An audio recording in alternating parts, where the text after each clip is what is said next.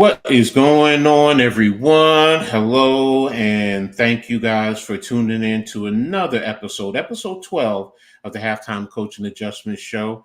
I'm really excited for today's show.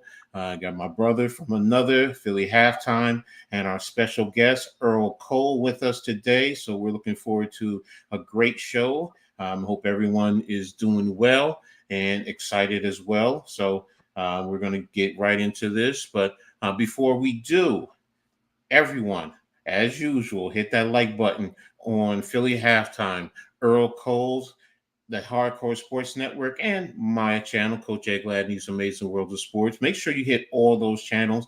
If you're new, subscribe and hit the notifications so you know when we post new content. And everyone, please share on all social media platforms.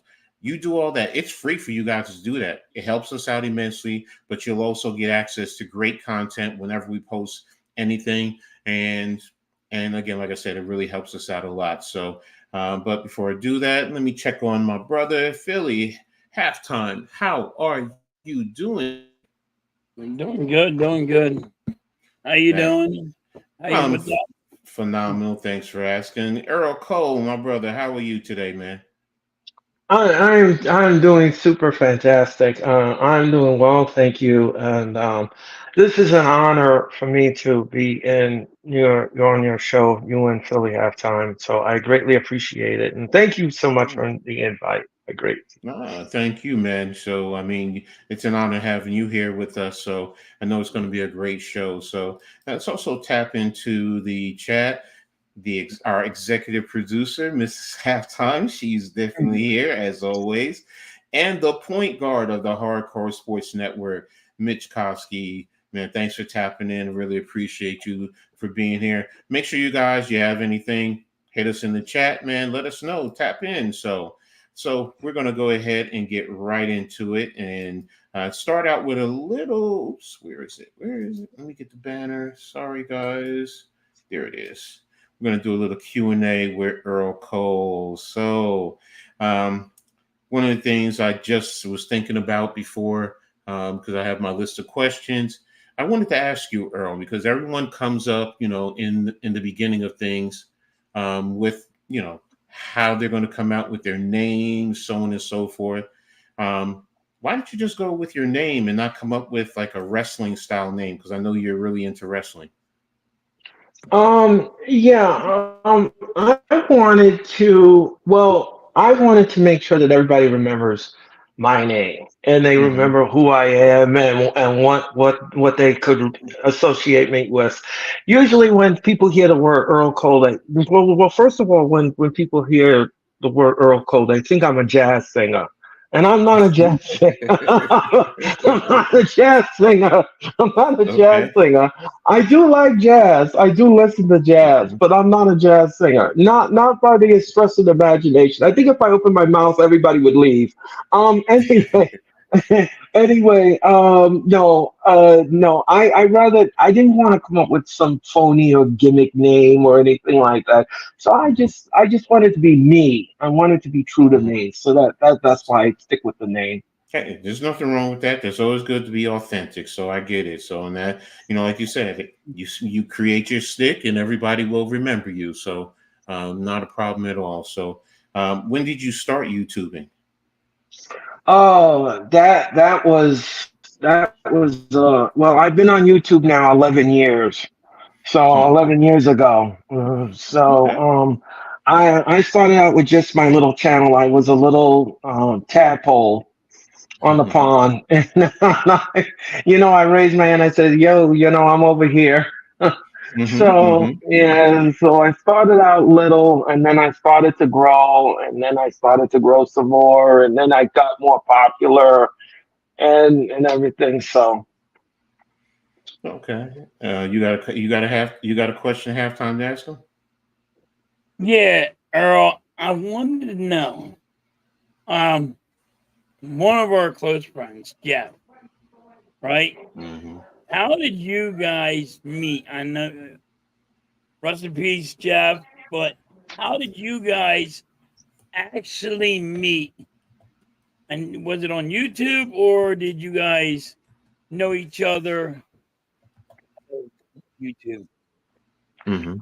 Uh, um, okay. Um, Let me just go back to the beginning. I made a phone call.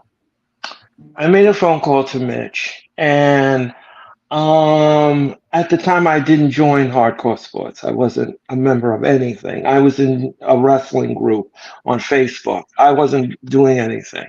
So, um, I made the phone call to Mitch, and I said, I was going through this story, and I didn't know what to do with the story, the wrestling story that broke about Vince McMahon, and I didn't know what to do with it because I didn't have a channel at the time.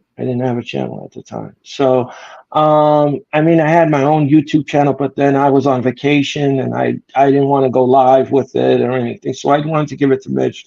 Maybe he could do something with it. And then Mitch offered me to come on board to join the Hardcore Sports.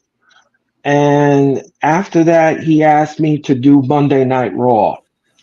And from that point on, I did the Raw watch along. And then afterwards, Mitch came to me and he said he wanted to add, people to it. And he asked about Jeffrey. And that is how me and Jeffrey intertwined with each other. He came on Raw and he stayed ever since then. And we were inseparable. And we did Monday Night Raw every Monday night with each other, except when he had football or he had other Mm-hmm. content that he had to do. Then I did it myself. Okay, okay, definitely. Just shout out to Jeff, man. We definitely miss him, man. Was a phenomenal brother. Especially to me. I know exactly what you mean. Especially with you guys doing wrestling. We did football together, so definitely miss him. So now, in terms of wrestling, I mean, you were very passionate, about wrestling. You know, where did that passion come from? Well, yeah, again, my humble beginnings. My mom took me to my first wrestling match when I was a little kid, and it sort of like was an adrenaline rush. It sort Mm-hmm. of like was something like an escape, an outlet. When I was a kid, growing up, I didn't have too many friends and I didn't have too many games to play with when I was a kid. Mm-hmm. So I needed an outlet. I needed something where I could sit there and watch every day and watch stories unfold. My parents had soap operas. I had wrestling. So I mean, yeah. So that was it. And ever since then, I've been hooked on it. I love the intrigue about it. I love the storylines about it. I like the stuff that sparks conversation. I like everything, all the aspects about it. Okay, okay, that's deep, man. I mean, like their story. You had wrestling, so and we all have to have, like you said, an outlet. And I get it. Growing up, for the most part, it was football for me. So I mean, it was other sports, but it was mainly football. So I get where you're coming from. So, um, but in terms of sports, are you into any other sports that are out there? Yeah, well, I grew up New York sports. Hmm. I was entwined in New York sports, like, the football Giants. I've followed the Giants since 1986. Okay. I followed the Mets since 1986. Hmm. And I also like the Knicks. I also like the Rangers and everything Hmm. that's football. Unfortunately, for my side of the Hudson here, it's stressful. It's stressful. It's Say, listen. stressful because Good. we haven't tasted champagne yet. And when is that going to happen? I don't know. In my lifetime, I don't know. Um, Maybe 30 years from now, maybe 40 years from now, I don't know. But every time you turn on the TV, it's a losing season for somebody, and Yeah. it's a gut punch. Well, You know, it's hopefully it's changing for us. We got the Knicks, so hopefully the Knicks will, bring it home, in a sense. So, we'll see. We'll see. But I get you. I know exactly where you're coming from. The thrill of victory and the agony of defeat. So, I'm with you there. So, you got something you had to ask him at halftime? Yeah. We're all old heads here now. Since when you're a kid and you found out, let's say, wrestling was scripted, a lot of people went away from it back in the day. They said, "Oh, it's going to be scripted and all this," and people stopped watching. How did you stay strong to watching wrestling, even though it was scripted and the steroid use that was happening? Because remember that big ordeal all over the place. How did you stick around as a fan to keep on watching and having that dedication? Because when you're a kid, you were like, a lot of people just went away from it and said, you know what, that's bullshit. Right, right. That's a great question, halftime, and I'm going to be perfectly honest with you. Everything on TV, everything you see on TV, on reality-based TV, has some kind of script element to it, or another. It has some kind of script element to it. So for me. Earl, if you tell them my sports is scripted, I'm gonna be highly mad.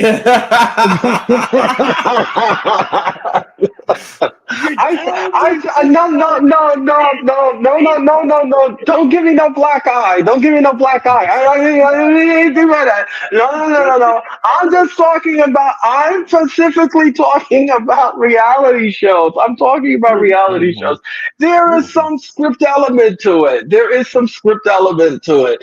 And for me, yeah, a lot of people used to whisper in my ear and they used to say, "Oh, wrestling's predetermined.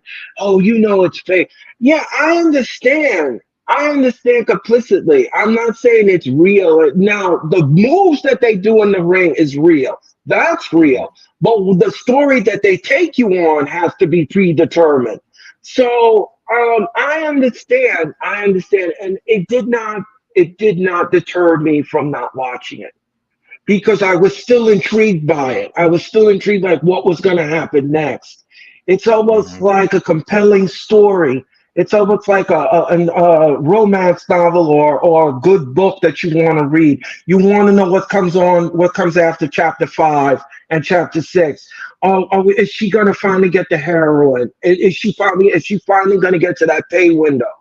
And that is something that drawed me into wrestling because I want to know what's going to happen. Is the heel finally going to get his upcomings and get that beat down that he deserves, the villain? And that is something that you want to know. You want to know. So every week you want to watch. So that's what it is for me. It's a desire. That passion that you want to get into and you want to entwine in. That's a great point that you made there, Earl. In terms of the correlation to reality TV, or even a movie. I mean, there's some movies, TV shows, old school TV shows. I know what happened, but you know what? I still watch it because I can still get enjoyment out of it. So, we all do. We all find it somewhere along the line. But as far as sports fit at halftime, some are scripted. Some are scripted. In football, think about it. What happens? The first series of plays, aren't they always scripted sometimes? It seems like they are. I'm going to tell you now. If I find out this shit's fixed, I'm suing everybody. No, I got you. I'm with you on that. I bet too much damn money on this shit. Yeah, exactly.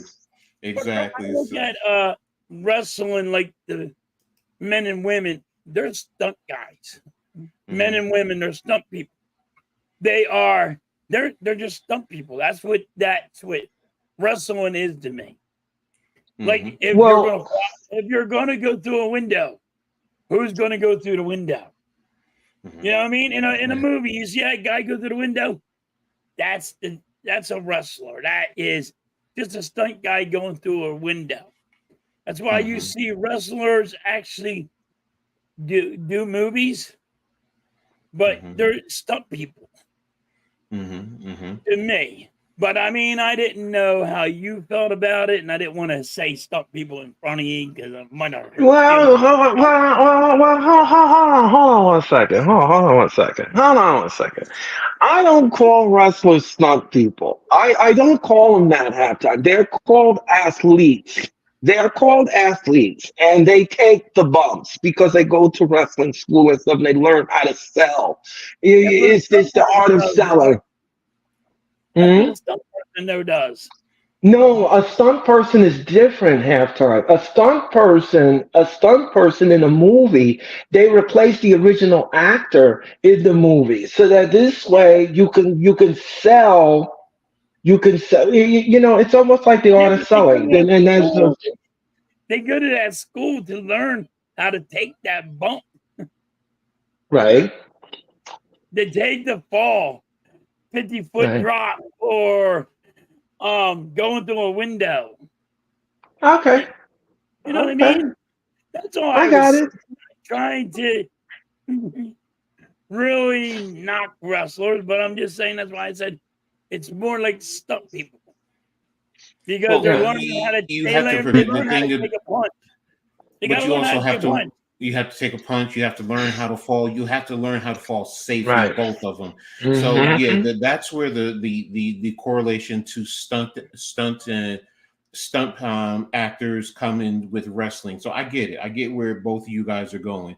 In terms of Hmm. wrestling, you're not replacing the wrestlers with someone else to do the moves. They're doing the Right, moves. So Yes, right. most actors. I mean, you do have some actors who do their own stunts. So they've been right. trained in it, but for the most part, everyone else is, I don't want to get hurt and let someone else take the risk. So I get it. I get where you both are coming from. Let me just get a call with the what's up, our cool. Thanks for being here, man. It's like, wait, what's going on? So different aspect today, than what we do. It's Mm. inclusive. We're talking with the great Earl Cole, who handles, wrestling for the Hardcore Sports Network. And just like we're passionate about, other sports, he's very passionate about wrestling. He brings a great dynamic to the network and to it, sitting back and watching. Because sometimes I'll put him on and, he's giving you a great breakdown. I don't always want to have to sit and listen to, the commentators because, he gives a better, representation, and it's you can relate more to him than to some of the commentators because they've been in that business, in that industry, and in a sense they're detached from us, where Earl is one of us, and, Right. and that's the whole thing. So Mike Sports Vibes that Mitch mentioned. Okay, I mean, that one's over my head. I'm not even going to touch it. So um the Mike Sports Vibes. So but continuing on with our Q&A. So did you ever wrestle or anything like that? No, no. I'll tell you this much. At 21 years old, I did try out for the WWE to be a ring announcer. Mm-hmm. I didn't make it. I didn't make it, but it was an experience for me. It was a great experience.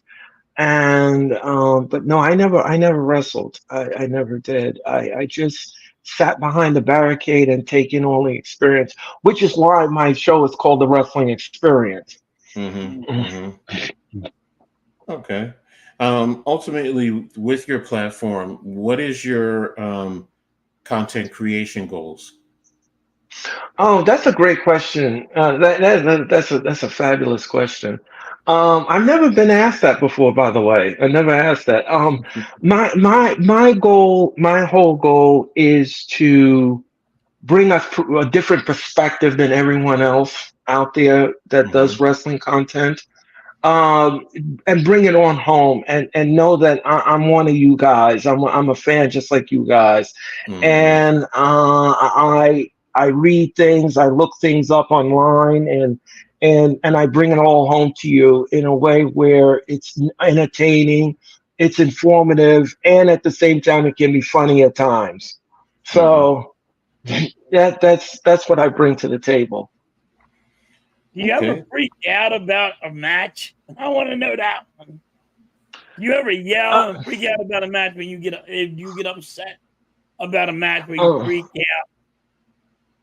Yeah, well, like there are times where I'll call a match, and one of my favorite wrestlers is getting destroyed in the match, and I'll be, I want to cuss so bad, but I don't want to just sit there and have a rant or just go off the rails, and then the whole show goes off the rails by me. Everybody's listening to me cussing. But sometimes I have to draw it back sometimes. Never draw back. Earl, never draw back. If you're going to show emotion, show emotion. Yeah, that's halftime. He loves that, the emotion, the rants. That's a part of who he is. So, um, Right. in terms of your advice to other content creators, I mean, do you have any? Yeah, well, there's three important things I always tell people. First of all, the most important thing is always be yourself. Don't Hmm. don't be something you're not. Don't be something you're not. Don't be something you're not. People will see through it like a curtain. Hmm. Don't be something you're not. Another thing too is forget about what people think of you. Forget about that. You're here to bring out the audience. You're here to deliver some kind of information that you're trying to convey across the audience. So forget about what anybody says. If they're being rude or whatever, dismiss them in the chat. Just get rid of them. Let it just fly off. My whole thing is that when people go low, you go high, and that's what Hmm. you have to do. That's what you have to do. Squared away. And yeah, I'm sorry. Go ahead. Go ahead. Go ahead. Go ahead. and yeah, and then another thing too is it's just know your craft and study it and learn it. And even if you got to Google a few things and talk about it and spark a conversation, just do it. Great points, man. That's some great points and a great advice, for, content creators who are, whether they're experienced or whether they're up, getting into the industry. So, thank you for that.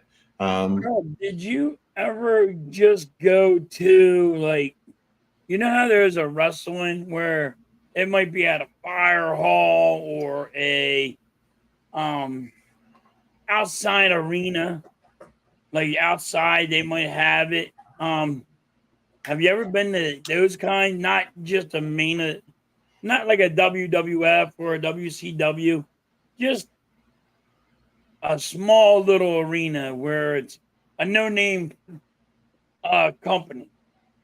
I guess it would be. Well, well. First of all, WCW is out of business, but anyway, anyway, anyway, halftime. It's okay, halftime. It's okay. I'll help you. I'll Out of help. business, I Earl. know. I know. I'll help you. I'll help you. I'll help you out. You're not dead in the grave, yay.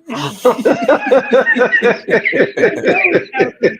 I'm giving you I'm an here to advice. help. I'm here to help. That's what I'm here for. Anyway, love this. anyway, yes.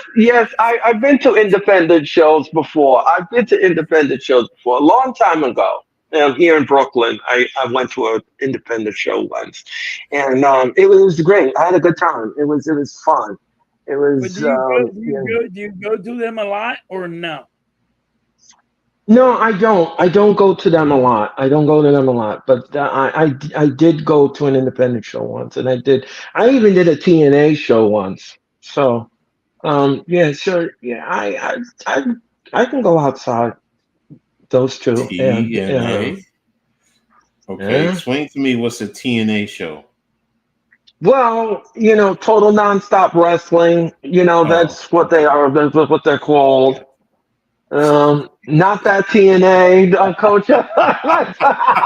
I know where you were going with that. I know where you were Yeah, See, yeah. that's the kind of thing, guys. I'm like, yeah, all right, I'm going to that. Hey, really? It's like, what is this, mud wrestling or something? going. No, no, no, no, Yeah. no. Hello, coach. Yeah. So, that was a good one. Thanks. uh, So Earl, what athletes would you like to meet in person? Well, Any that's a- athletes in wrestling, professional, other professional sports industry? What athletes? I would love to meet David Wright. I Mm, would love to meet David Wright. I would. former I Mets, would love to. baseball Yeah, player. I would. I would love to meet David Wright. It's just always a dream of mine to meet David Wright. I have met Keith Hernandez before. I've met Darryl Mhm, Strawberry. mhm, I've met Ron Darling. But mhm, David Wright is somebody I would. In football, I would love to. I would love to meet the Giants. I would love to meet one of the Giants, former or past. I would love to mhm, meet that mhm, mhm. Okay, okay, okay. What is it about David Wright that intrigues you, that has you wanting to meet him in person?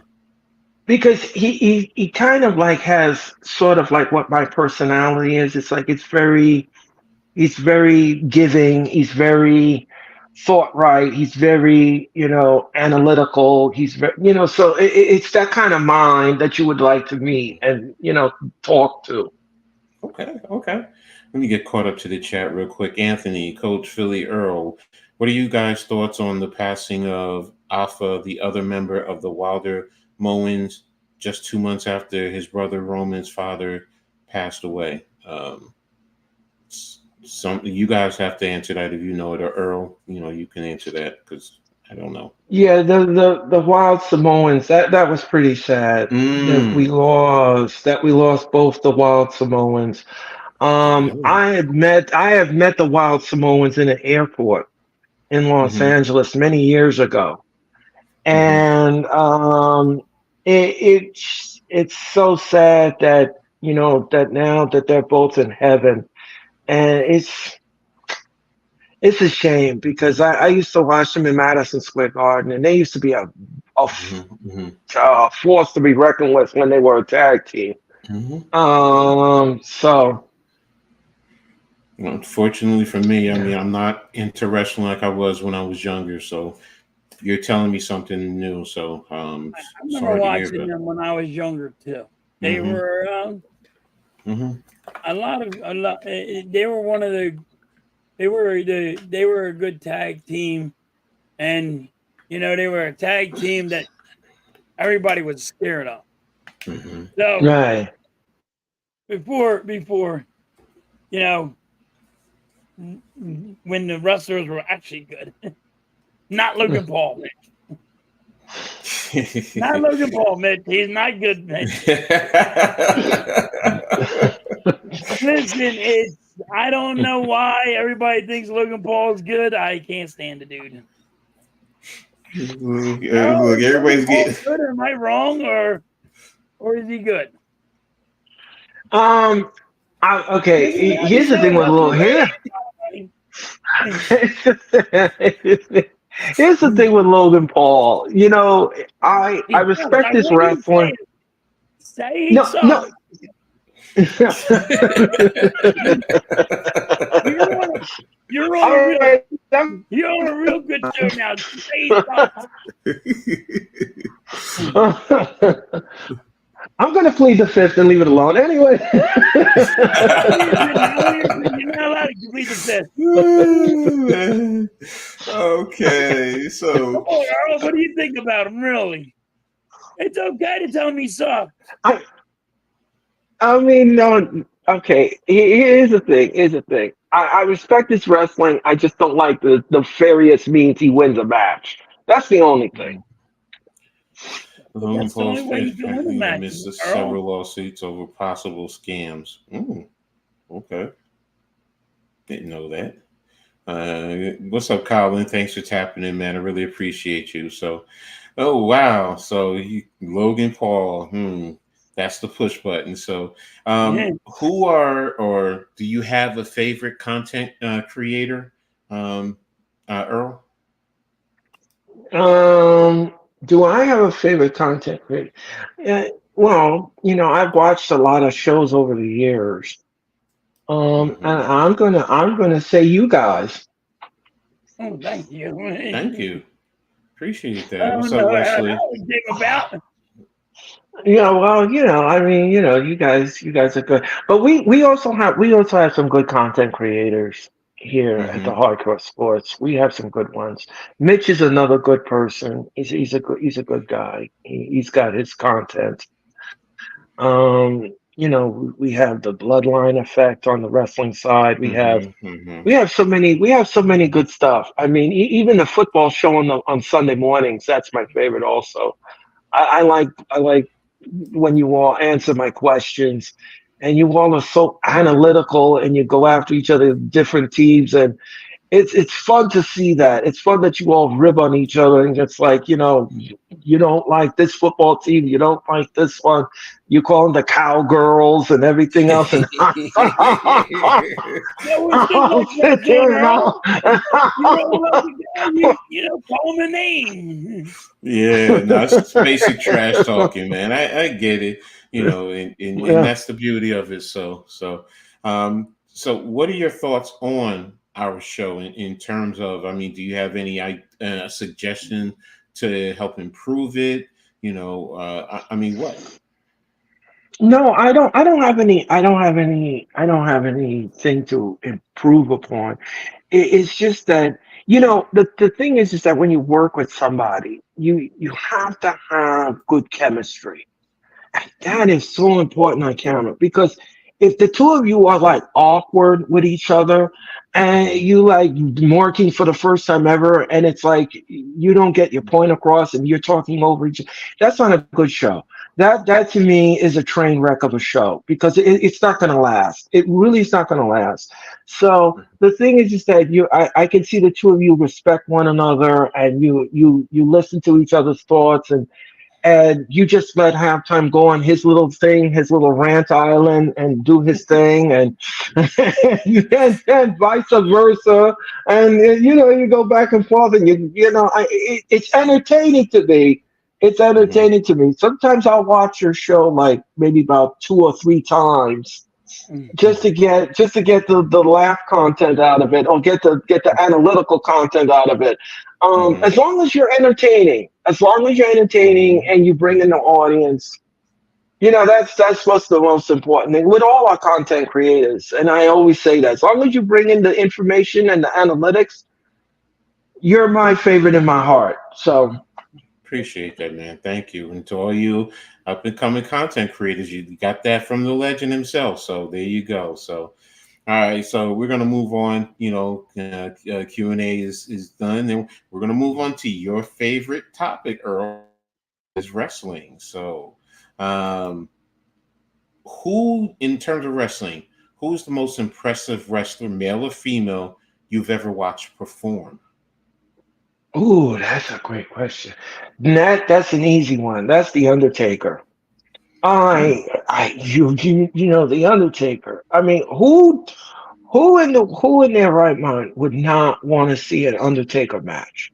Because here's the thing: when that gong goes off and that temperature in the arena goes down to zero and it's cold in there, and he walks, you have no idea what he's gonna do to you. You have no idea what you're in for. You don't know what, because he's unpredictable. Hmm. Hmm. So to me, the Undertaker just is something about him. It's his aura. It's just Hmm. something that draws you in.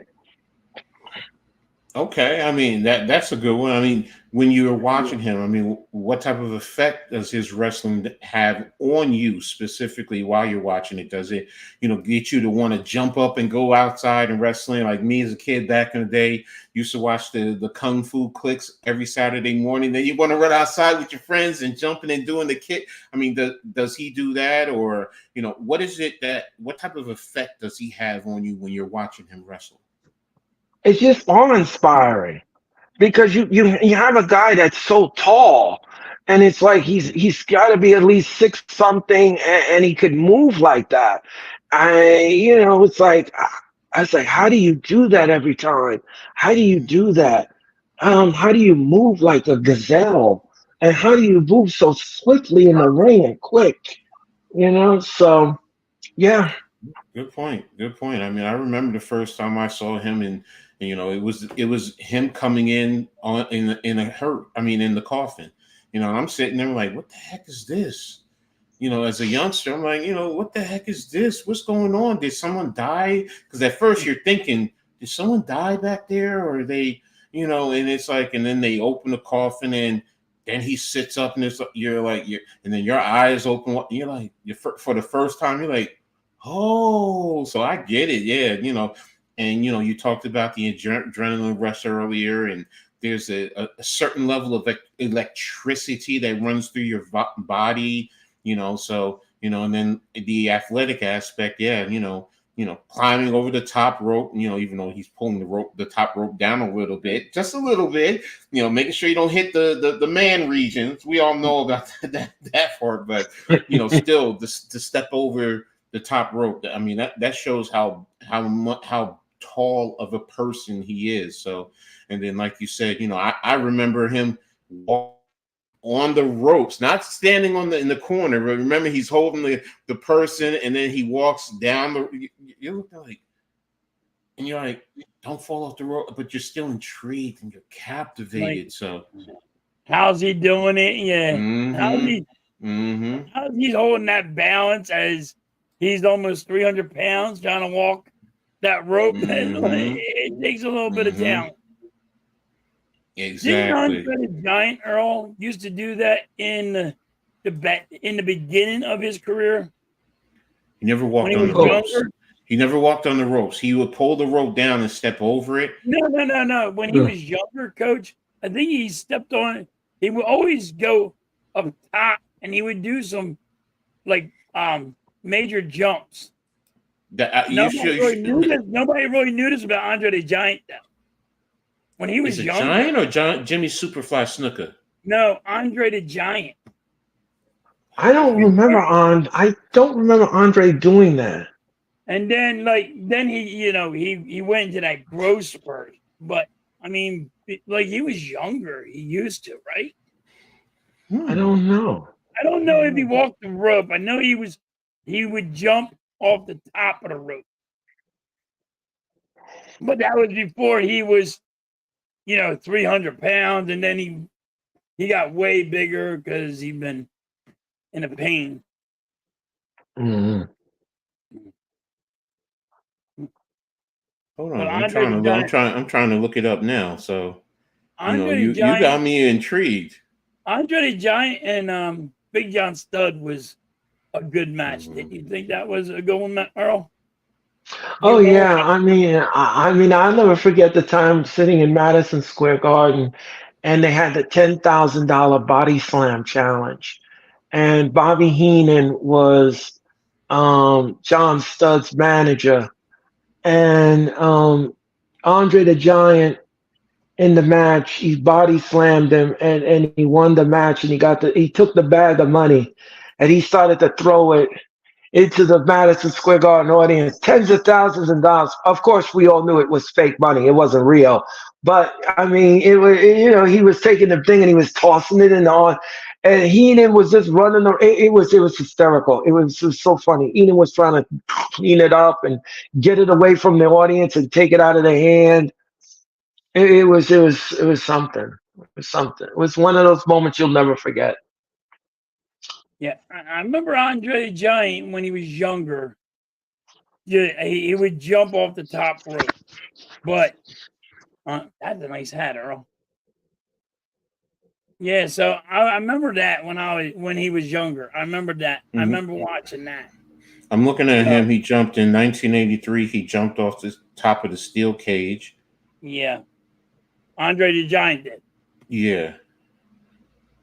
Well, the top rope. So yeah, you're right. He did. It was 1983. He used to jump off the top rope when he was younger. But So yeah, I don't 80. know if he walked the rope, but I remember Andre the Giant when he was, but he was only 300. He was only 200 and some odd pounds. He was physique. He wasn't 500 pounds doing it. No, you're right because I'm looking at Right. him right now. He wasn't as big as when No, no, later no. in He life. was Yeah, skinny. He was young Right. still. yeah, He was very athletic. What a lot yeah. of people don't know about Andre the Giant is he was very athletic. So hey, you just learned. You just taught me something. So I don't because I this is when I was in high school. So and I don't remember, Right. but it's like oh okay, okay. Yeah, but he was very athletic. I also like Andre the Giant used to do a lot of stuff that a lot of people don't know. Right. Mm-hmm. I see. They Andrew always Johnson. just see a 500-pound man and they thought, oh, he can't move and all, but he would let people do whatever they want, and he would Mm-hmm. he would show them. Like Hulk Hogan really couldn't pick up Andre the Giant. Andre the Giant said, all right, you're gonna pick me up. I'm going Mm-hmm. to help you. I Mm-hmm. mean, Right. like you're not picking up the Big Show. You're not gonna pick up Yokozuna. There ain't no Right. guy picking that man up. Mm. Somebody's Right. gonna help them pick him up. Like, I mean, Mm-hmm. Mm-hmm. but people have to understand that part. Like that other guy's helping them. Exactly. That's the beauty of wrestling. Like Sometimes. that's the dance. Mm-hmm. Like Earl said, that's Exactly. the dance. So Earl, there's one thing about you that many people, um, some people may not know, and unless you're a real, true, deep fan, you have a saying or sayings, your Earlisms.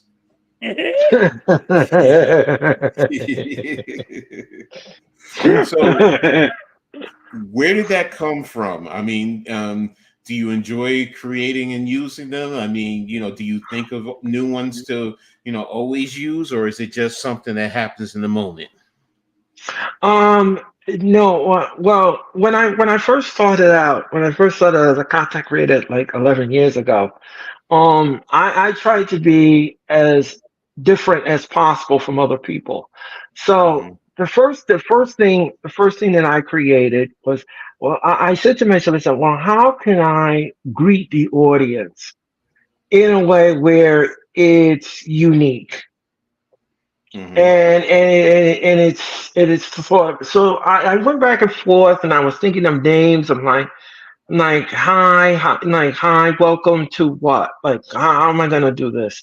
So I was thinking about Star Trek and Star Wars and everything else and intergalactic and everything. So the first thing that I came up with was Welcome to the Mothership.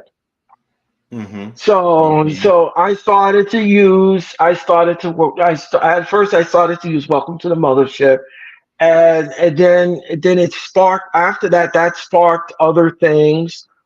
Like Mm-hmm. I started to create things in my head that would be entertaining for the audience. Like for example, when I'm calling a match, instead of saying, "Oh, he's beating the bricks off of that boy and he's ragtagging that boy," I come up with, "He is beating the stew. He is beating the stew." How did That's that it. one? So I was like, I bro, I thought you always didn't want to curse. So I'm like, I'm like cursing if you would have. I would have just beaten this. I would have cursed on that one. I'm like, but you came up beating us too. That was a good one. Yeah, so I came up with it and I said, yeah, so I said I'm just gonna come up and say he's beating the stew. And then it sparked other things like Mm-hmm. there's a beat down in the corner, get him out of the corner, and it was all kinds of things. And then when they did those random nut shots, yeah, this is still. Yeah, there's the still. There's the still. Yeah. So, like for example, like when the heel is doing a nut shot or something, like he got hit in the Prince Harry and the boys. I would say that. Yes. Uh-huh. Exactly. And, Exactly. or he got hit in the Sanjay Dutt. I would say that. Yeah. So it's different things. It's different things that come to my head. All that potpourri of action. I used to say it. Mhm, Now I'm saying that. mhm, Now it's a new one. mhm. So yeah. What's up, Charles? Thanks for tapping in. I appreciate it. Uh, Yeah, that stew did look delicious, right? Mm. But but I like entertaining the audience because they like it. They expect me to do it, and Mhm. it's synonymous with what I do. So, All right. Give us three wrestlers, dead or alive, you would love to sit down and have dinner with. let's see. One would be Triple H. Okay, Triple H. Okay. Mick Foley. Mm. I remember Mick Foley, yeah. Yeah, Mick Foley, and Also known Jim as Ross. was it Mick Foley also Mankind, if I'm not Yes, mistaken? he was Dude Love. He was Dude three Love, yeah. different things. Yeah. Yeah. Okay. And who's the last one? I'm sorry. And Jim Ross. Oh, I okay. love The to. announcer, Yeah. yeah. Yeah. Okay. Okay. So those are some great ones. So I definitely can appreciate where you're coming from. Um, in the world of wrestling, you know, the connection that the wrestlers have with the fans is strong. Is strong. So what do you feel is the reason for that strong connection between the wrestlers and the fans? Well, it's good storytelling, and that's very simple. It's good storytelling. You gotta have, yeah. Listen, don't You forget the don't Errol says don't forget the Miz. I mean Mitch says don't uh, forget the Miz, Errol. leave it alone, Mitch. Leave it alone. Wasn't Leave it the Miz alone. on MTV? What was that? Yes, the real world. Yeah, right. Oh Real yes, I forgot Yeah. about that. Yeah. Yeah, and that's where you should have stayed. But anyway, World. That's right. Hold on, wait a minute. Hold on. Earl, you just knocked the Miz, but you're not going to knock Logan Paul? all right, all right, all right, all right, all No, he right. just throw it in the package bag and get his shit out of there. You just Oh, all told him to right. get the bag and get his shit out of there. But you want to leave Okay, Logan Paul. okay, all right, Philly halftime. He sucks. Okay, there you go, there you go, halftime. There you go, there you go. Everything is even. Everything is even. There you go. Uh, Oh man. Yo, halftime is so happy now. So Yes, flip let's it. get ready to rumble. Ready to be break it down. Okay. Oh man. All right. We're talking about the connection to the fans with the wrestlers. Why do you feel it's yes. so strong? Yeah, well, like I said, it's good storytelling. It's good, compelling storytelling and must see TV. Hmm. I think that's what draws the audience in. If you have a good storyline in wrestling and you can take the audience on a good journey, I Hmm. think that speaks volumes. It's almost like your favorite teams in sports. Hmm. You want to see them go to that playoffs. You want to be intrigued. You want to see if they're going to make it to the second round. So you want to see. You want to turn on that TV or you want to turn on the internet and see exactly what's happening. So Hmm. yeah, that's what it is. It's a journey. Do you feel that the connection is genuine between between both sides? Excuse me. Um, yeah, I think that most fans like a storyline. I think both have like a storyline, and they know there are wrestling fans out there that know their stuff, and they know what they like and they know what they don't like. But then there are other fans that don't know what they like and don't know what they want, and are always nitpicking at everything instead of looking at the entire picture, the overall picture. And that frustrates me to no end with some fans. Not all fans, but some fans. Do you feel the wrestler's connection to the fans is also genuine? I would hope so. I would think so. I mean, when you go to those autograph signings and you meet the wrestlers, and they have their people have their favorites that they want to go online for and see. I'll give you an example. At WrestleMania, Ric Flair, people Hmm. were lining up to see Ric Flair. Even though he was drunk and he was drinking his daddy juice and everything, that Ric Flair, Ric Flair's gotta have, be Ric Flair. So yeah. How many beers he could put away? Okay. Must be Steve, Stone Cold Steve Austin. Um, what would, if you were a wrestler, what would your wrestling name be? Well, that's a good one. That's a good one. I would say the BK Bomber. Mm. Right? Okay. Would you be a heel, or do you think that you would be one of the good characters? No, I would like to try that heel persona. Mm. Everybody wants to be heel some way or another. So, And um, Mm. um, now with some wrestlers, they, we talked about it earlier, they transition into acting. Do you feel performing on the wrestling stage helps contributes into their ability to transition into the acting field? Oh, absolutely. Because when you are an actor or an actress, you have to look, you have to appeal on camera. You have to Hmm. appeal, and you have to know how to do your lines and everything. You have to know how to do that very well. And when you cut a promo, now there are some wrestlers that can't cut a promo to say worth a damn. But or they can't sell worth a damn, Charlotte Flair. But anyway, anyway, Flair, the Miz.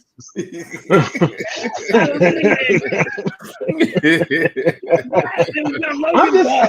Come on. I already Hey, said it, you halftime. I already said gave it to you. that. You got I it. You already got it, said it. bro. I got it. I'm proving a point here. Yeah, I know you are. I know you are. I got Mitch in here. I got to prove this point. Okay, go ahead, halftime. I know Blaze is in the back just watching it, and he's like, all right, he got us. I'm not letting you this one down, Earl. I know, I can't win. I can't win. Okay, this is really a great episode. You guys are doing a great job. Real quick, if you make sure everyone hits the like button on the Hardcore Sports Network, Philly Halftime, Earl Cole, and Coach Ed Gladney's Amazing World of Sports. All the links are in the description, so it's easy for you to get to. Make sure you guys, if you're new, subscribe and hit the notifications so you know when new content is posted. And everyone also share on all social media platforms. Hey, it's free. It helps us out immensely. And this way, we can continue to grow and bring you some great content. So, and we thank you all for, contributing and helping us along the way. On some halftime, I met Blaze today.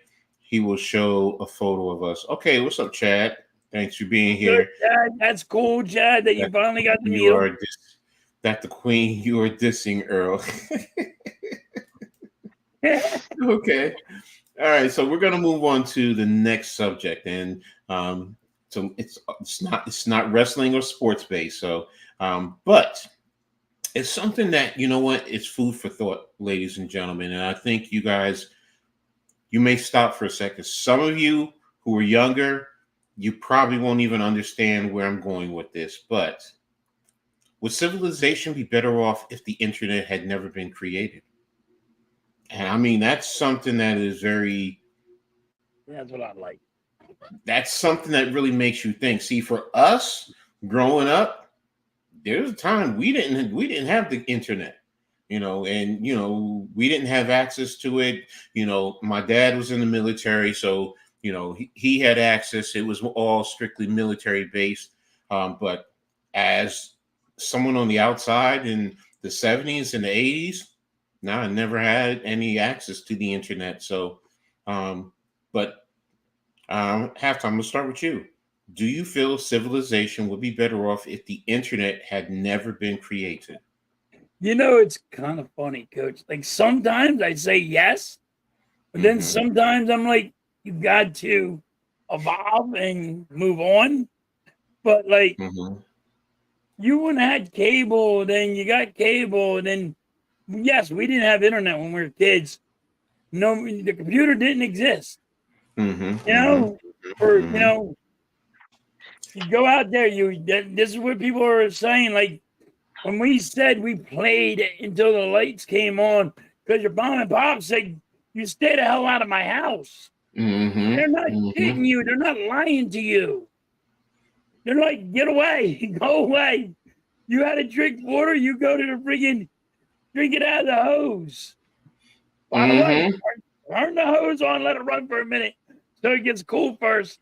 Don't drink it right away because it's hot. Exactly. Like, you know what I mean? Like, yes, they evolved, but now they don't go out to play. They go and they're stuck on the computer. You can't get these kids to do what we did. We were athletic. We went and played football. We played baseball. We played half ball. We played anything. We ran the streets. Well, I'm not going to sit there and say it was a good thing or a bad thing. Because sometimes you get in trouble. So, like, I mean, and you can look at it like where your kids are now. You know what I mean? Listen, they had to put on TV at 10 o'clock on news. We go, hey, do you know where your kids are right now? They don't have that. Oh, they don't have that no more. Then the missing person on a carton of milk, it was kind of weird like that. But I mean, sometimes I wish we still didn't have the internet, but then I look and I'm like, where would we be if we didn't have internet? What about you? What about you, Earl? Do you? 22. True, it is. It is a catch-22. And Earl, what about you? What's your thoughts? Yeah, well, here's the thing. It's a damned if you do and a damned if you don't kind of a thing with the internet and what's going on in the world. If you're not a newsworthy person and you want to know what the news is, the internet is a good way to turn to and find out what's going on in the world. But then at the same token, it could be a detriment because you have young children that are on the internet and they have these weird sick people that come on the internet and they lure children and stuff. So, and that's the most dangerous thing when it comes to kids. Now, I don't have any kids myself, but what I'm saying is that you have to monitor everything your child is doing into those chats. Because you don't know who you're talking to. You could be chatting with a 12-year-old. You could be chatting with a 15-year-old. You don't know who you're chatting with. Because a lot of times people will tell you, "Oh, I'm this age," but they're not really that age. They're much younger than what you think they are. So it's like a double-edged sword when it comes to the internet, because there are people that could be nice on the internet. You could meet people on the internet, and then you can have people that are nasty, and they could be downright mean, especially on Twitter. Some people on Twitter can be very vicious. And they want to do personal attacks. So Okay. And you guys made some great arguments, some great points. And, in terms of kids being physically active, the dangers associated with it. I mean, but think about so much that happens nowadays with the internet. Um, People work from home. So it gives you a little bit yes, more, you don't have to get out and, get up and get dressed. Hey, as long as your top part is clear, you could be in your Yep. pajamas down low. You can put on a fake jacket and a tie, or a clip-on tie. But once your camera's off, pop, pop, there you go. You're not driving to and from work. You're instantly going, doing other things, shopping, paying your bills. Um, Here's an education. People are now getting their degrees through the internet. So Yep. you're yep, right. There is the double-edged sword. So would civilization be better off? I'm going to say no. What I'm going to say, it's how people use the internet. That is where it yes, takes it. But the internet really is supposed to be an interconnection of computers in different locations, as opposed to you're in a work environment and everybody's right then and there. But now you're in Brooklyn. I'm here in Jersey, North Jersey. Halftime is in South Jersey. This is the Yep. internet. We're interconnected. Everyone in the chat is different places, but we're here socializing. So it's how people use it that's the concern, in terms of everything that you guys we're talking about. Because, as I was my next question, what type of effect would no internet have on how we do things? Just like I just said, going shopping. I'm for those who don't know, I'm disabled. A lot of my shopping I do on the internet, having Amazon, come here or bring my groceries here, because it helps me. Because now as a disabled person, and these are things that most people don't think about, and the impact that it would have without the internet, because people who are shut in would be so much more cut off from the world, as opposed to having this medium. How people use it, though, that is the question. So for me, would civilization be better off without it? No. But now, just to be less active, yes. Halftime was right, in terms of the kids. Kids are on the computers all day long. TJ made a great point, in terms of everyone would not be on their phones and tablets and TVs and other stuff, which is true. How many times you could be out there walking and people bump into each other because what? They're like this. They're not paying Right. attention to where they're going. right, People right. drive, and you know what? Let's be real, texting and driving, which is now against the law. But um, it's a catch 22, and again, it's how you use it, how people. Yes, it is it's contributing to raising the next generation, but now again, it's how people utilize it in their lives. Good parents, they will use that as a tool, but then you know what? No, you're on it too much. Let's put your phones down. Let's sit down to dinner, have a conversation, and act accordingly. I know plenty of parents who do that. You know, my sister, for example, with my nephews growing up, they used to love their Nintendos and things of that nature. And she'd always say, "You got an hour after you do your homework and everything, do your chores. You only have an hour. That's it. You have an hour for that or TV." So it's how you, as adults in the household, allow your children to be raised through it. You know, I was never a big proponent of, allowing my children to stay on the computer, use it for what it's for, and then you give them a certain privilege time. So, because I grew up in an era, I'd have to go to the library to do research. Halftime, I think Earl, you can relate. Now it's right here. We have a Yeah. we have we and here's a foreign word to some of the younger generation: encyclopedia. Yeah. They don't know what that is. They don't understand about that. You know, in an actual physical dictionary or a thesaurus. But then Yep. again, you have your computer, which is through the internet, which allows you to have that. So it's you're right when you said at halftime. It's a catch-22, Earl. It's a double-edged sword. You're right. You're so right, because then there are the risks, like you were saying, people coming in. I was talking about paying bills. You have hackers who hack into all the the databases. They hack into the federal government. Yep. How many times have we heard that? Or a hacker got into whatever big corporation and they had to shut it down because they got a virus or whatever the case may be. So it's a double edge, but if it's used right, it's a great tool. You had something to say, halftime?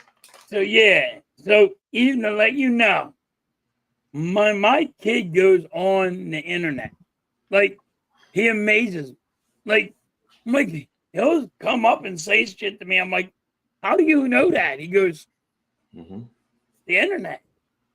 He goes, I'm on the internet all the time, Dad. I'm like, and it's like, all right.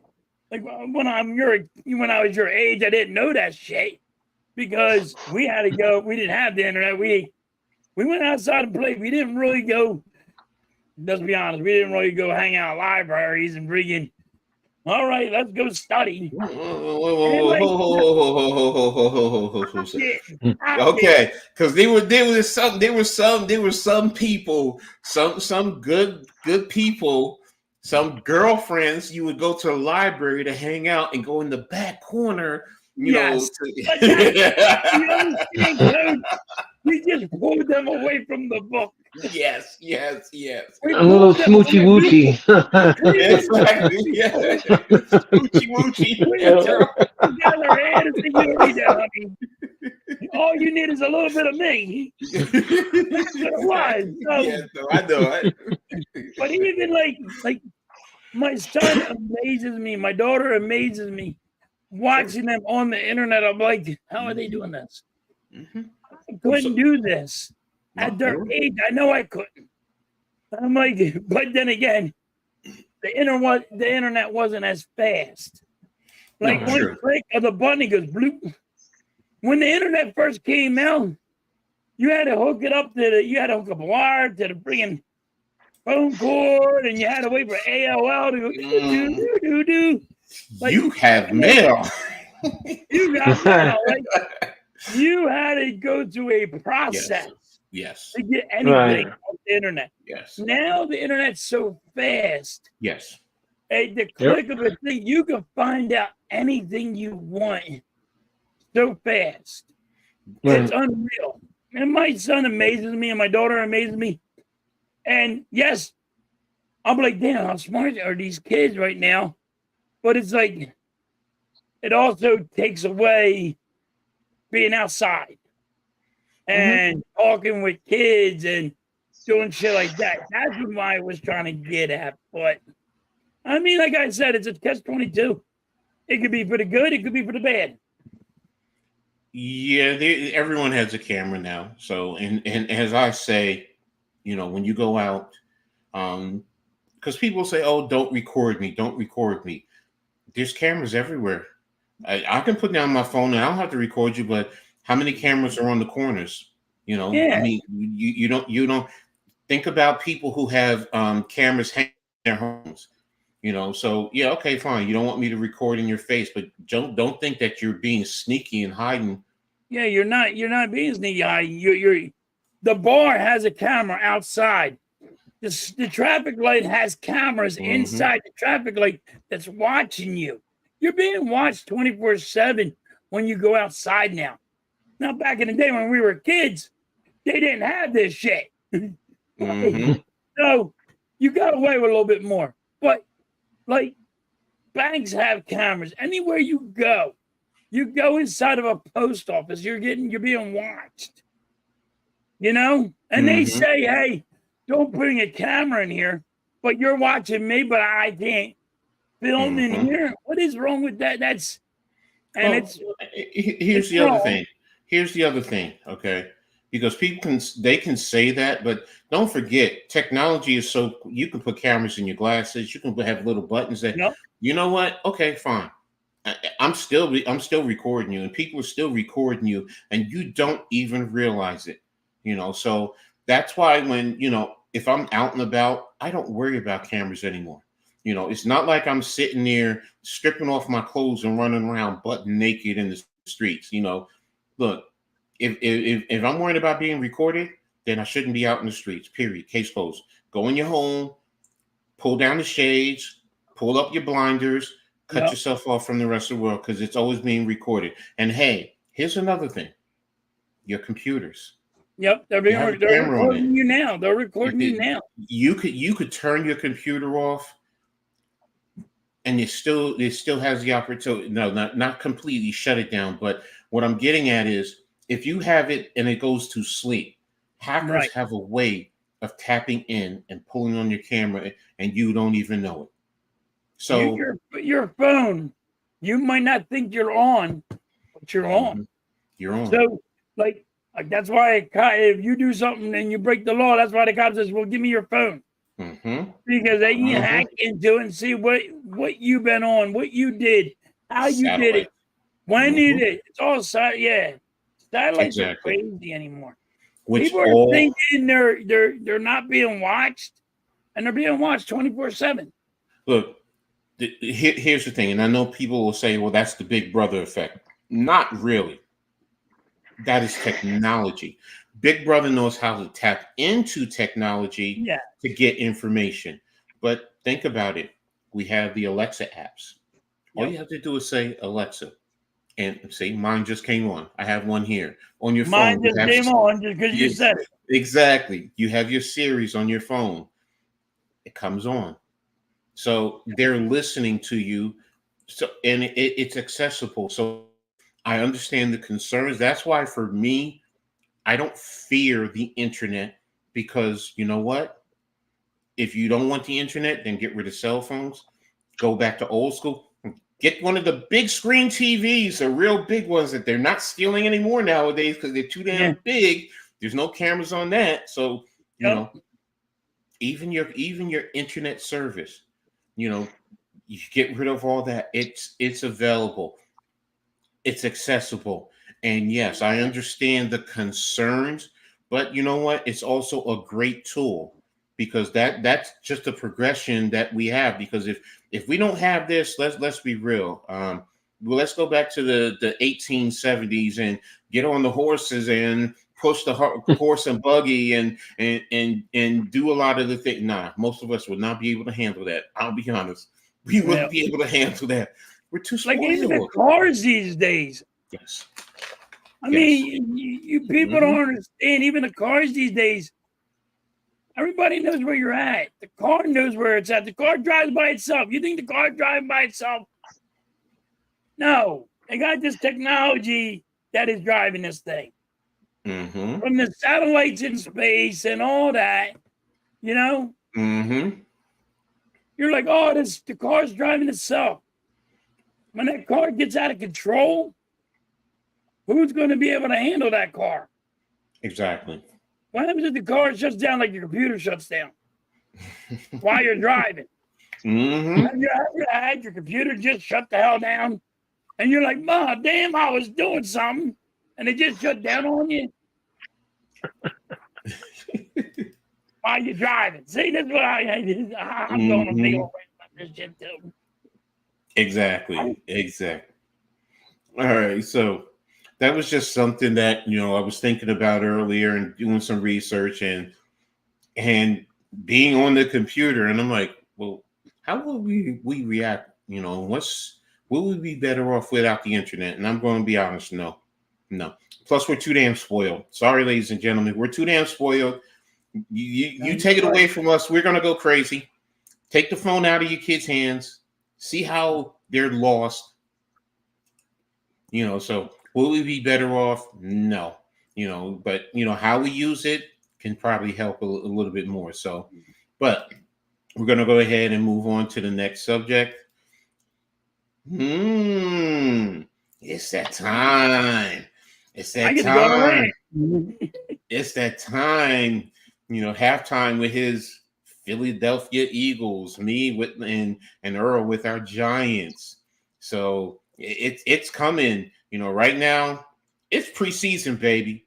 It's preseason. Well, I know most people don't really care about preseason per se, but you know what? It's still fun. It's still fun, with the Yes. preseason.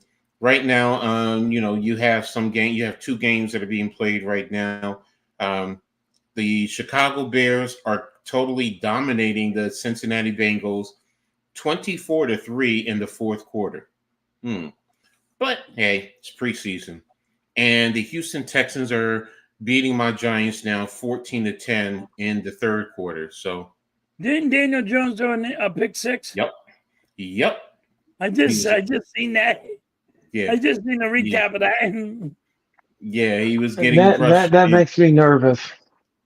Yeah, I know. I know. A lot of Giants fans, there's already people who were, going crazy. And I'm like this. It's preseason, man. It was his first Listen, action. at least you are seeing your offensive line, your starters play. I haven't got to see my starters play. That's going to be challenging, but you probably have to go through it next week. So, So that's what and, I wanted to ask you, Coach, on it. But what? I do have a question about my Go how ahead. you, because you're a coach, right? And now it's preseason. Mm-hmm. All right, you're going to go against a team. You have a new offensive coordinator, a new defensive coordinator.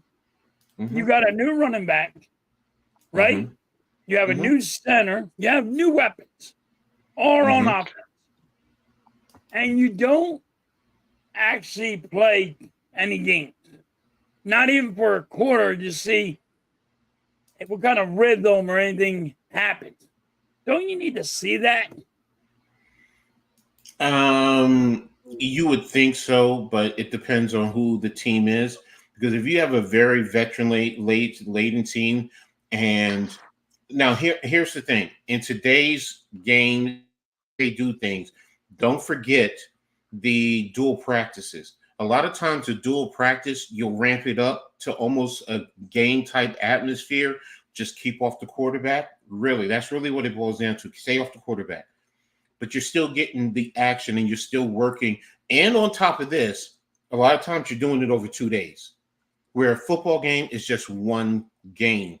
This is giving you 2 games. And like my Giants, we're doing two dual practices. We did one last week against Detroit, and next week you're doing one against the Jets. So you still can get the work in if you have a veteran team. Now, if you're a team that's rebuilding and you have a young team, then maybe you need to continue on and get as much work as you can. The game is necessary. I do understand where teams say they're trying to minimize the injury opportunities. The only thing I say is I'm a coach where I don't coach being afraid of injuries. I don't play worrying about injuries, because when you do that, what happens? You They get injured. Yeah. But if you just go out and you play each game and each play like it's your last play, then it changes the whole dynamics of how you go about your business of preparing for the season. Want to give away your secret plays with those secret weapons? Well, Damien, I'm going to say this: if you're running your plays that you're going to run in the season, serious plays, then yeah, you're right. But most coaches run basic vanilla plays. No, I but mean, you got to have a chemistry. yeah, Damien. and that's You the don't whole. have to run your plays. You can run the melody, the friggin' just the simplest plays there is. But you gotta have chemistry. Exactly. And having a new offensive coordinator, a new defensive coordinator, the Eagles will start their starters because of the chemistry, but Nick Sirianni don't want to, because he blames the rain. And well, it's gonna rain. You can't stop the weather. It's gonna rain. Right. Don't be scared of being hurt. Exactly. And because here's the thing that I always say with football, okay? And I've always told players this, from the get-go. When you come in, don't worry about injuries. playing football is 100% injury. You're guaranteed 100% to get injured. You're going to get. I don't care if it's a little bump and your little ache and little pain from playing the game. You're still going to get injured, and you're going to get. You're going to face injuries.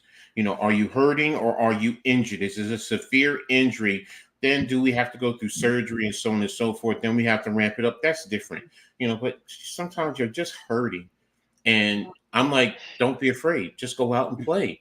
I'm hurt the whole time. I'm hurt 24/7. So get out there. Yeah, but Exactly. there's a lot of teams though. There are a lot of teams like in the NFL and of course in other sports like Major League Baseball. The minute somebody gets injured on the team, it's like a death sentence to the team because now everybody's like demoralized and it's Mhm. like okay, we're not going to perform at this level because our star player is injured. So let's just pull back and we'll just settle for less and then that to me is not the correct way of bringing the forefront here. Yeah, your star player is injured, but you got to go out there and you still got to gut up and you got to go and man up, so to speak, and go out there and go to that championship pay window. Because Yeah. that's what every other team wants to do. Every other person, they're not like the coach, like you said, coach. You don't want to worry about the injury. You want to go out there and yes, your teammate is down, but you want to go out there and show how much fortitude you have and how much drive you Mhm. have and how much power you have and what is your reserves and bring out those reserves and put the team on the best footing that you want to possibly do for the fan base. Exactly. And that's the whole thing. You can't be afraid, to compete. And to your point, Earl, what you're talking about is you're cheating the game. You don't want to cheat the game. I'd rather go out there, give my all, get hurt, because I'm out here going 1,000 miles an hour, as opposed to I'm tippy toeing out there, I'm running 50%, and you know what? One of my teammates has to try and avoid me, and they end up getting hurt because they were trying to avoid me. Where if I went full bore, you never know what happens. Speaking of injury, what's your thoughts on the kickoff rule? In my opinion, I think it's stupid. I mean, they're trying to stop injuries, but at the same time, you're making the love of sport. Uh, I've watched it and I've gotten used to it from the XFL, UFL, UCF, USFL era. I'm fine with it. I understand the concept.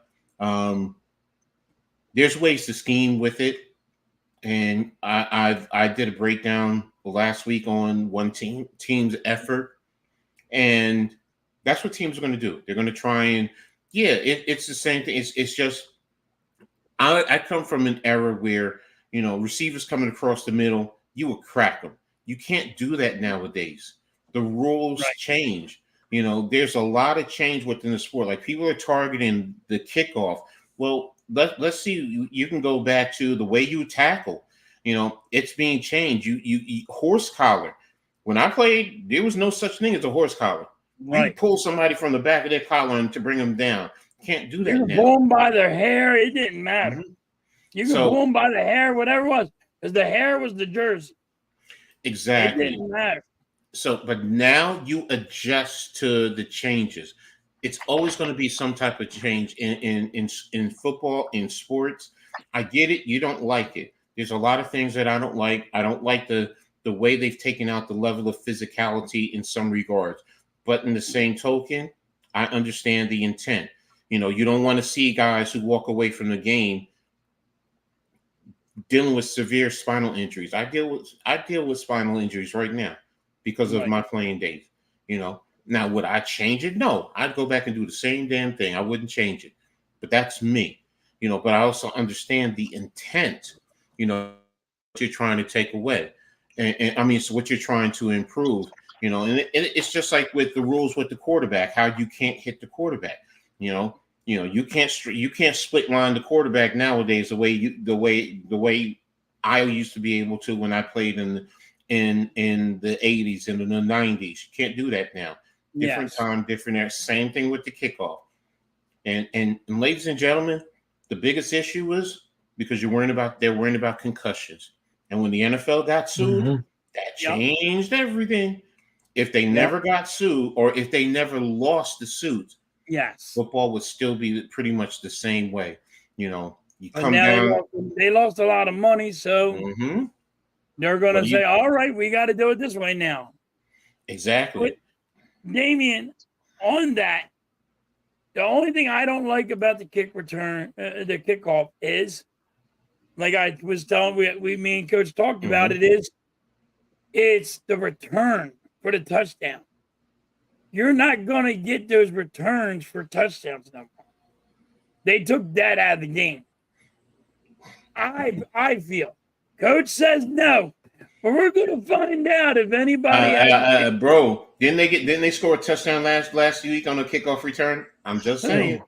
Oh, I forgot who it was. I have to look it now up. I gotta go find this kickoff for a touchdown. I'll tell you, yeah, kickoff return. I forgot who it was, but yeah, it was last week. Yeah, but this is preseason. I know it's preseason, but the point of the matter is, it's still a return for a touchdown. That's the guy that guy just lost his job. They couldn't tackle him. That guy just lost his job. It's not only about that. It's No, how he you. lost his job, Coach. You know No, it. what I'm saying is, it His job. depends on the scheme. It's just like if you get a running back who breaks free for a long touchdown, if you block it right, they might not have it. You might not have had anybody miss a tackle. They just would have been blocked. So let me see. I gotta find that one out. I gotta look at that. It was Nixon had a night. I think it was last week with the Packers. Let me just double check this. Would that affect like the red zone plays, or if it's No. third and goal, would that affect? No, they're just talking about kickoff, Earl. Okay. Right when the game starts. It's Okay. Jaguars and But Chiefs. was the Jaguars and Chiefs? Yes.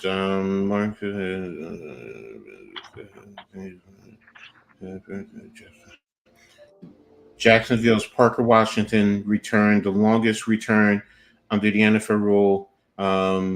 It was 73 yards. Oh, it set up an early touchdown. I'm sorry. It was a long return for 73 yards. Still, you had a long return. So, and that's the point I'm getting at. Get no touchdowns out of this. I still think you're going to get touchdowns. but who does it? But who does this new rule benefit though? Does it benefit the other team, or does it benefit the home team? It don't benefit nobody. Earl. I disagree. No. I disagree. And what it does is it creates the opportunity. Like I said, it's first and foremost, this is new. So everyone is trying to figure it out. Once you develop the scheme on how to block and open, because here's the thing. With the rule, the coverage team is sitting right there in one straight line across. Okay. And that's the thing. And then you have the return team who has their players pretty much lined up there, or at least certain ones, and you have two players Straight back. Yeah. And then you got a couple guys in the back. If you block it right, and that returner gets into the alley that you open for him, he only has a kicker to worry about. Yes. And that's what I'm getting at. The old way, you could stagger your coverage. That's what most people, the average fan doesn't pay attention to that. There were staggers that you would get. There were certain people that you would call safety. They didn't come all the way down. They got to a certain point and they would hold and wait, because if somebody broke, they had at least some feel to be able to get there and make a play. So now everybody's right there on that, and literally close to the returner. And if you can just get one little seam and that guy gets right through it and he can get past the kicker, it's a long return. So that's what everyone is trying to find out. So there will be 5 kick return touchdowns this year, TJ Watt says. Who knows? Yo, Earl, the Pearl, Cole, Slaw, my dog, Granzier, says, what's up, Earl? Granzier? I haven't seen you in a bit. All right, Granzier, we're good. How are you? And Star Wars Tanner McKee will be the number 2 quarterback for the Eagles. He should be, because Kenny Pickett can't throw Will past be 10 yards. return Cordell Patterson. He says Cordell Patterson may get one. Okay, we'll see, TJ. We'll see. Okay. Who knows? So, but hey, I mean, and you know what? That was a great, Damian, great job, because that was one of the questions I wanted to talk about in terms of, the football, um, in terms of the kickoff, and Texans just scored a touchdown. Okay. But the next question is, we were talking about injuries earlier, and there were some that, are important. And it deals with the Minnesota Vikings. They lost their first overall draft pick, J.J. McCarthy, to knee issues, Yeah. and Addison went out with injuries. So how do you think those injuries will impact the Vikings halftime? Well, you know how you were saying, like, you could take the wind out of their sails Mm-hmm. because their starting quarterback is down. So now it's like, you're like, wait a minute, our starting quarterback's out. Our guys are getting hurt already. Are we already done before the season starts? And these people in the locker room, that's what they're saying to themselves right now. It might be in a group going, are we done already? And we ain't even start the season?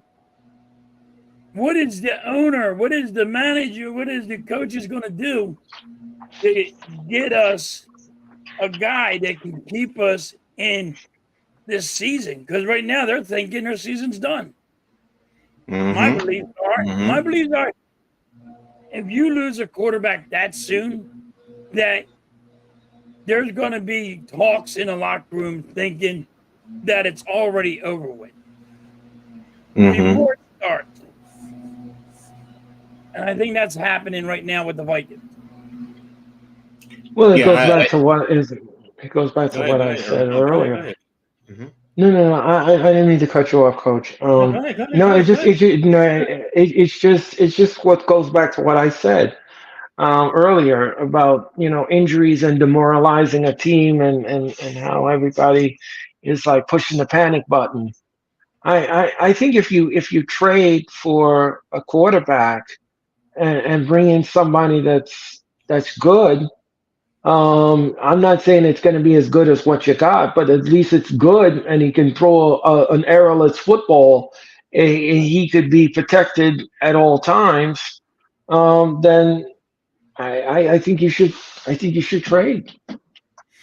Well, Now here's there the was thing. trade talks. The Vikings called up the Dallas Cowboys and asked, "What are they looking for, Dak Prescott?" So that is one of the rumors. I do not think it's going to happen, but like Earl, you're just saying that you got to make a trade or something. I mean, Vic was saying you got to make a trade or something. Yeah, they're going to have to try to figure something out, though. And now, if Dak Prescott goes to the Vikings, I think that team will be a lot better. Oh, they'll be much better. Who knows what happened? I don't think Dak is going anywhere, just to make sure everybody understands, but you never know. Well, the Vikings this year already, they signed Matt Corral. It's not a big, game changer, but they just signed him to join the roster. They also have Nick Mullins and Jared Hall on the roster. So, it's just, right now it looks like they're going to go with Sam Darnold as their starting quarterback and see what happens. They do have a good offensive line. They do have a decent running game. And they have Jay Jetta, who's, one of the top receivers in the league. So, now Addison, how long is he going to be out for? If he's not lost for that long, then, they should be all right. They'll still be a good team to deal with. So, they could also see about the Saints. Derek Carr, you better off with staying with Sam Darnold. I'm going to be brutally honest. Yeah, It's going to be more. Derek Carr is not as good as a quarterback as a lot of people think he is to me. But I mean, you might see the Vikings actually call up Pittsburgh. You know, yeah, like because they got Russell Wilson and who's the other guy they have? Justin Jefferson. Well, no, who's the other quarterback that Pittsburgh has? Justin Jefferson. I mean, Justin Fields. I said Justin Fields. Well, you think Justin Jefferson? He's a wide receiver. I'm like, yeah, no, yeah, but they got Justin Fields. So could the Vikings call Pittsburgh and go for Justin Fields? That's a possibility. I mean, it's a possibility. As far as Kaepernick is done in the NFL. Yes, he'll never go in the NFL. He's sued the NFL. He's not going to be in the NFL. First and foremost, he's 38 years old. He hasn't played in how many years? So even if you want to take a lot of the the political aspect out of the equation, he hasn't played. So his body is not ready for it. So I understand he's shown videos where he's thrown the ball around a little bit here and there, but he's not ready to play in the game right now, physically as well as mentally. So no, I don't think it would be a good move for him or for the Vikings to give him a call. So that's how I see it. He's if you were talking about the year after, then I could say yeah, I could understand that. But now, no, he's done. He's done. Let me ask you guys. Let me ask you guys something. What do you think would be a good quarterback for the Vikings? Like who would that person be to gel well with the rest of the team? And would the chemistry be there? That's a big question. Right now, if you're talking about based on the availability of quarterbacks, you're probably better off with Sam Darnold unless you're going to get Russell Wilson, because I can't see the Steelers moving on from. I can't see the Steelers moving on from Justin Fields right now. He's still a young quarterback. If you see that you have the opportunity to develop him, fine. Now, if you feel that he's no good, he's not going to help you, then you could trade him to try and see if Minnesota would want him. Justin Fields that good of a quarterback. Yeah, Zach Wilson to the Vikings. I think Wilson is solidified in Denver from everything I've heard. But Zach Wilson is not that good of a quarterback either. You might as well stay where they might as well stay where they're at if you're going to go get Zach Wilson. Exactly. I don't think Justin Fields is that good of a quarterback. I don't know what a lot of people seeing the kid, but I did that he can run. But it is being a quarterback. It's reading the defense. It is got a lot of more than just he can run. It's more than he can just, he's going to bring it down and he's going to run. He has to do more than that. I don't think Justin Fields is that quarterback. He didn't show it in Chicago. And I don't think he'll be, if he was a starting quarterback for the Vikings, I don't think he would be that good either. I think it's a matter of coaching. Did he receive the right type of coaching in Chicago? That's my opinion. As opposed to, with Tomlin in Pittsburgh, you have an opportunity to get coached up by one of the elite coaches in the game. So, but you could be right. He just, is a running quarterback. So, but I think, because I watched him at Old State. I'm telling you right now, at Old State, he was showing a little bit of something. He just needed to be developed. So I don't think he's gotten the development that he needed in the NFL. So, Fields, Josh Hurts, is it? If we are going to go. Well, I will say this: Jalen Hurts has shown that he can still pass in the NFL. Now he has weapons. See, this is the thing that that's why I say coaching is the key. Justin Fields has not had the talent that Jalen Hurts has had. But let's be honest. He hasn't had an offensive line that a strong running game, 2 elite wide receivers, a top level tight end. He hasn't had that. He just hasn't. That I have to be honest. I have to be fair. That's why he also hasn't had good coaching. So Tannehill might be an option to the Vikings. I could see that depending. I think Tannehill's done, don't you, Coach? But you look at who they have: Sam Darnold. Tannehill's, I think, is an upgrade over Sam Darnold. Yeah, but ain't it a coin flip between them two? I mean, you can make an argument.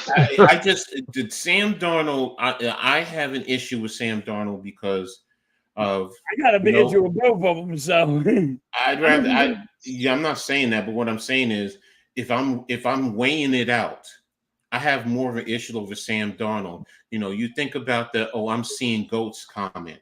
That means you can't handle the pressure in my eyes. Right. You can't handle pressure mentally. You just get totally shot. So there's a reason Fields isn't in Chicago anymore. They gave up on a young quarterback.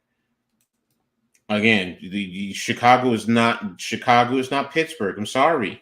Chicago is not the Chicago Bears are not the Pittsburgh Steelers in terms of the way the organization is run, having a top level coaching and having talent around him.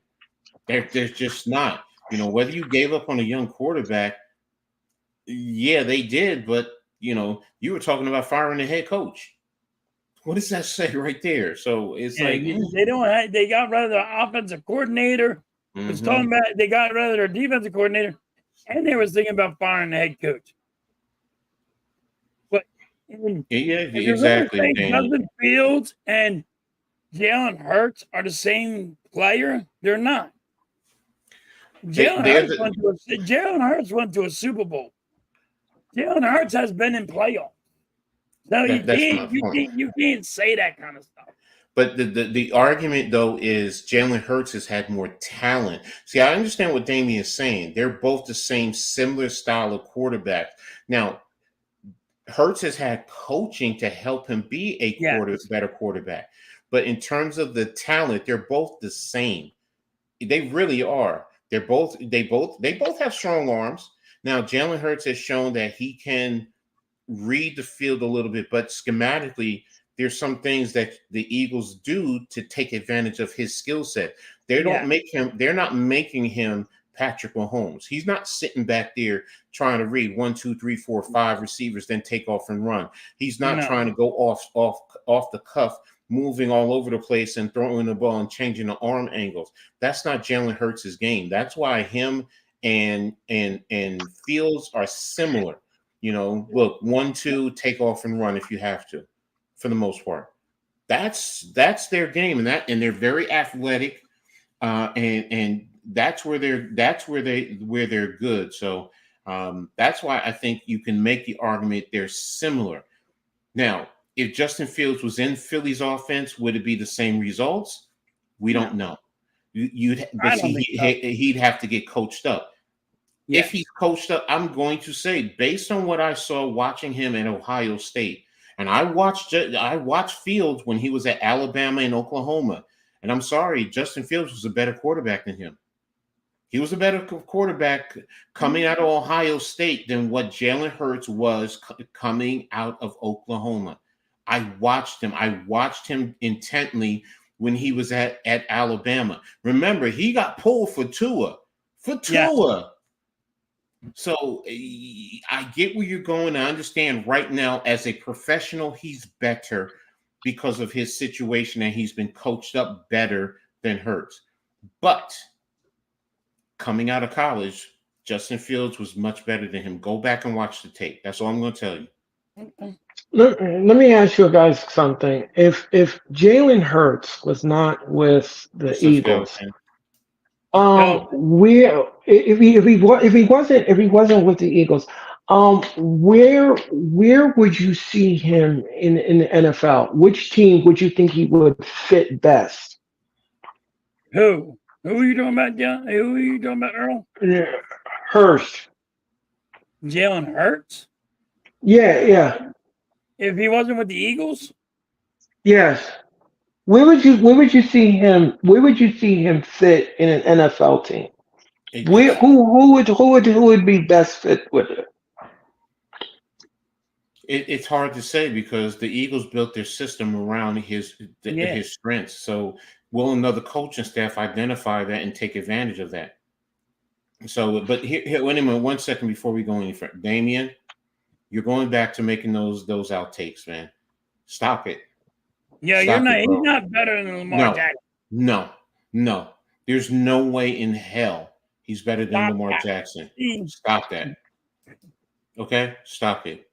but Earl, what you're asking is a team gets a quarterback, and if he's the franchise quarterback, they had to build a team around him. It doesn't matter what No. quarterback it is.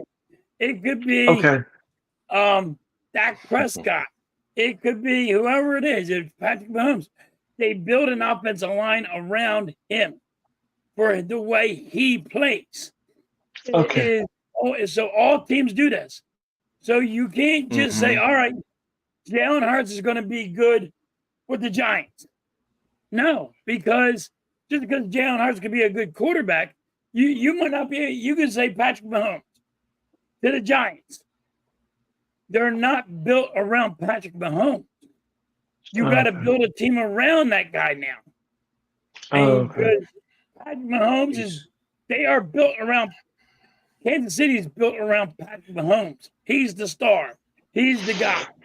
You got to Right. save him. You got to, you know what I mean? But they know what he can do. They know what he can't do. They know his ins and outs. Here's the thing about Hurts, okay? And you Eagles fans, you understand what I'm going to say. Prior to getting AJ Brown, many Eagles fans were ready to move on from Hurts. Yeah. They were ready, but what did Sirianni do? What did that? They identified that they needed a big body receiver to put on that field to Mm-hmm. help take the pressure. Off of So Jonah. it's also building the system, and that's the thing that you need to do. And now you'll let him to develop, which goes back to Fields. Fields hasn't had that type. Think about when he was at Ohio State. He had elite wide receivers. He had a top level offensive line around him. So yeah, college is different. I understand college is Yes. different. But the point I'm making is he was able to sit back there with the talent around him and produce. And that's what I'm getting at. Chicago, he has not had that ability. Well, like you said, in Chicago, it was more coaching. They didn't build. Chicago didn't build around him. All right. So I'm ignoring Damien from here on out. I'm not acknowledging any more of his. no, Damien, you got to stop that. Lamar Jackson has like what 2 MVPs. It's not. He's not based off of just running. He also He don't passed for run. He just yards. run. So and now if you want to question some of his mechanics as more of a shot put type, okay, that's fine. But every quarterback is different. Some quarterbacks come over the top, some come 3/4, some sidearm, whatever. But the bottom line is the numbers. You go and you pull up the numbers, and look at his passing yards. He's not just running for his stats. He's also now, does he move well in the pocket and things of that nature? Yes. Yes, he does. Is Yeah. he dangerous and dynamic in the open field? Yeah, of course. But he's Right. proven he can also sit back there and take advantage if you give him some receivers to get to the ball to his receivers. The problem is when Baltimore gets those receivers. Right. I can see San Francisco with the system. That's a legitimate one. No, that right there is, but that's a scheme. Yeah, and that's the point. It's a scheme. That's my whole point. That would be a It's scheme building around Jalen Hurts. They but have a that's scheme that Jalen Hurts could fit. exactly. Right. And that's the whole point. That's what you need to to factor in. So Like if Dak Prescott went to the 49ers, I think Dak Prescott would win a Super Bowl with that team good point. because of the scheme. I don't Mhm. think Dallas, he'll never win one with Dallas. They don't have a scheme around them. They're built around them, but Mm-hmm. You're not giving him his number one option as a wide receiver. He don't have that tight end that he might need, to help the block and situations. Mm-hmm. So you don't have a running game. There's different things all the way around. Exactly. So, all right. Now, the next aspect in terms of the Jets, and the Hassan Reddick situation. Um, as my man NYG22 always said, the Jets do Jets things. And this is a Jets thing, man. I admit I was even trying to say, the Jets are going to be good, but how? Look, it's a standard practice for the most part. When you trade for a player, you at least see, are you going to honor your contract? And Yes. we'll get your new contract, even if it's after the season. Or can we work out a contract now before we make the trade? Right. And now you've had 3 months to get this done. And here we are. This man is now asking for it. You traded for him this year. He hasn't been in training camp, and now he's already asking to be traded. Wow. One, I'm going to be honest with you, Reddick. I think other teams would be apprehensive, to trade for him. There's a reason why Philly gave up on him, because he's still an elite pass rusher. He definitely is. But right. what is he asking for money wise? And that's the concern. Or is he being a prima donna? I don't know. I don't know what he's asking for in reference to his contract. So I just know that he's asking to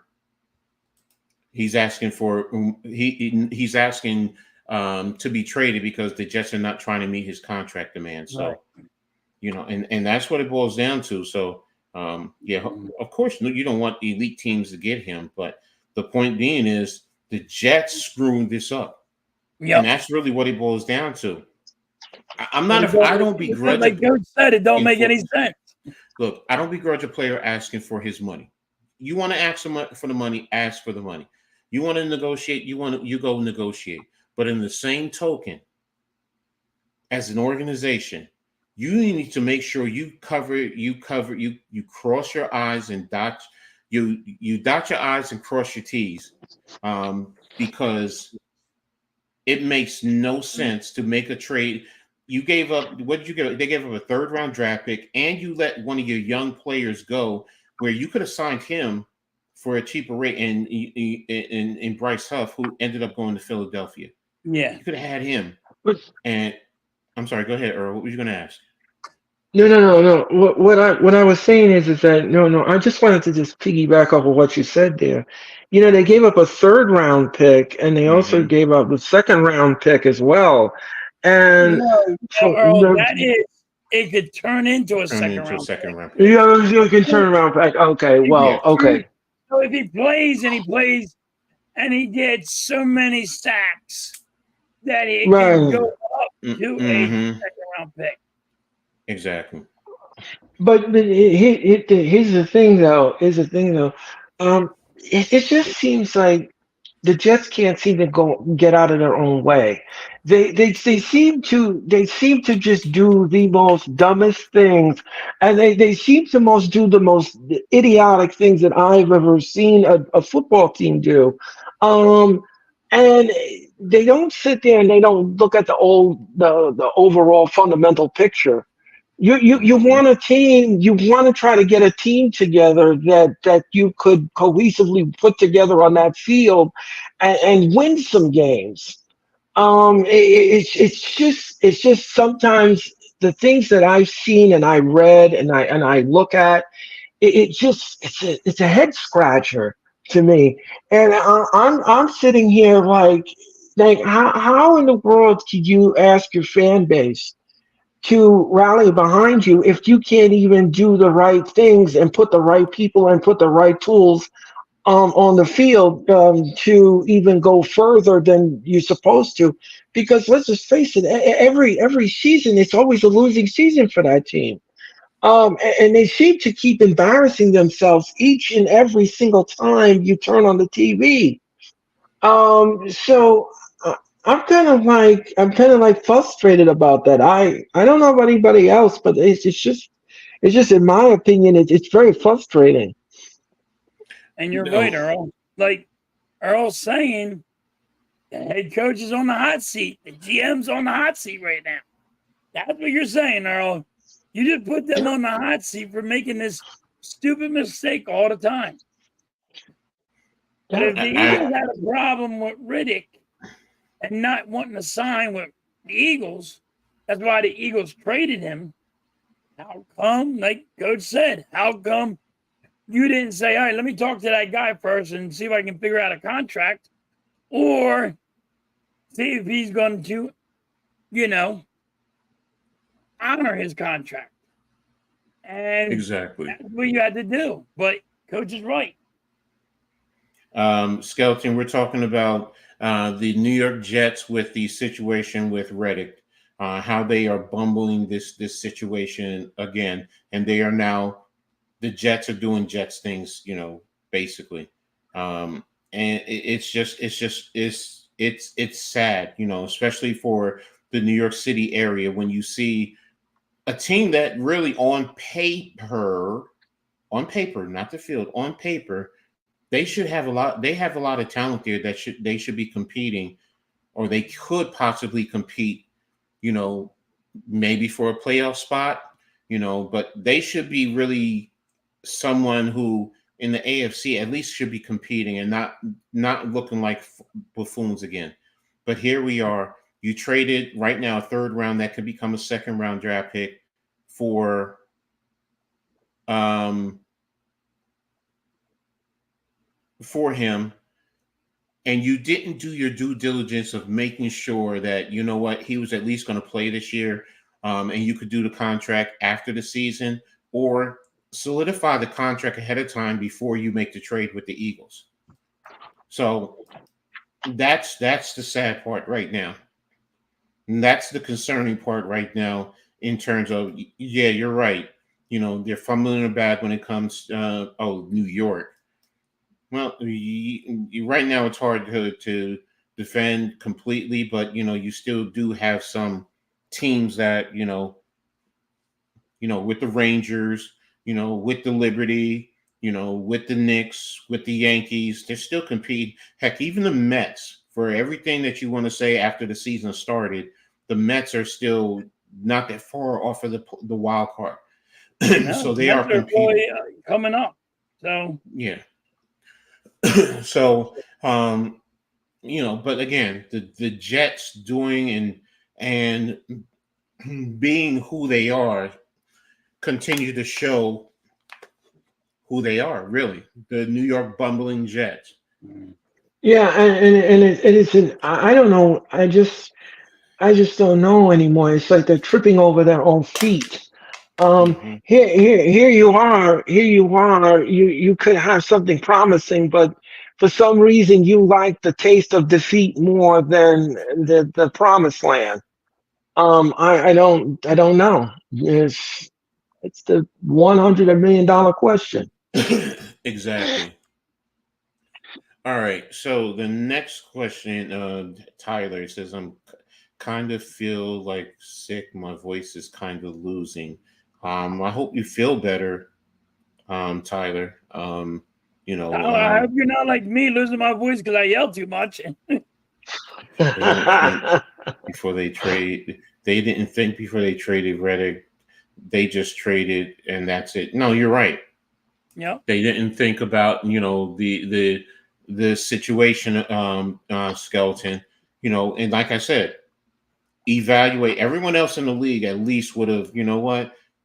Can we talk to him ahead of time to see if we can work out a contract, or talk to him and say, are you going to honor the contract? And then we'll see what we can do at least for the after the season. So but hey, the Jets are the Jets, and you know what?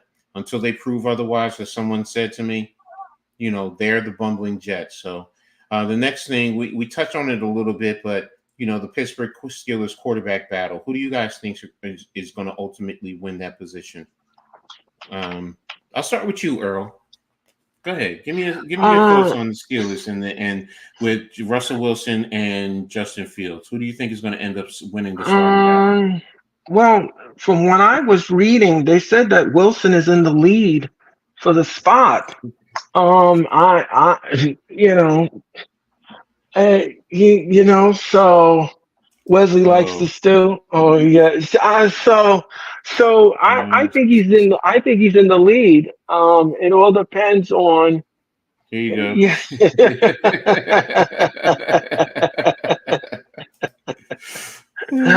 uh, he's leading. He's leading in that field, and Mhm.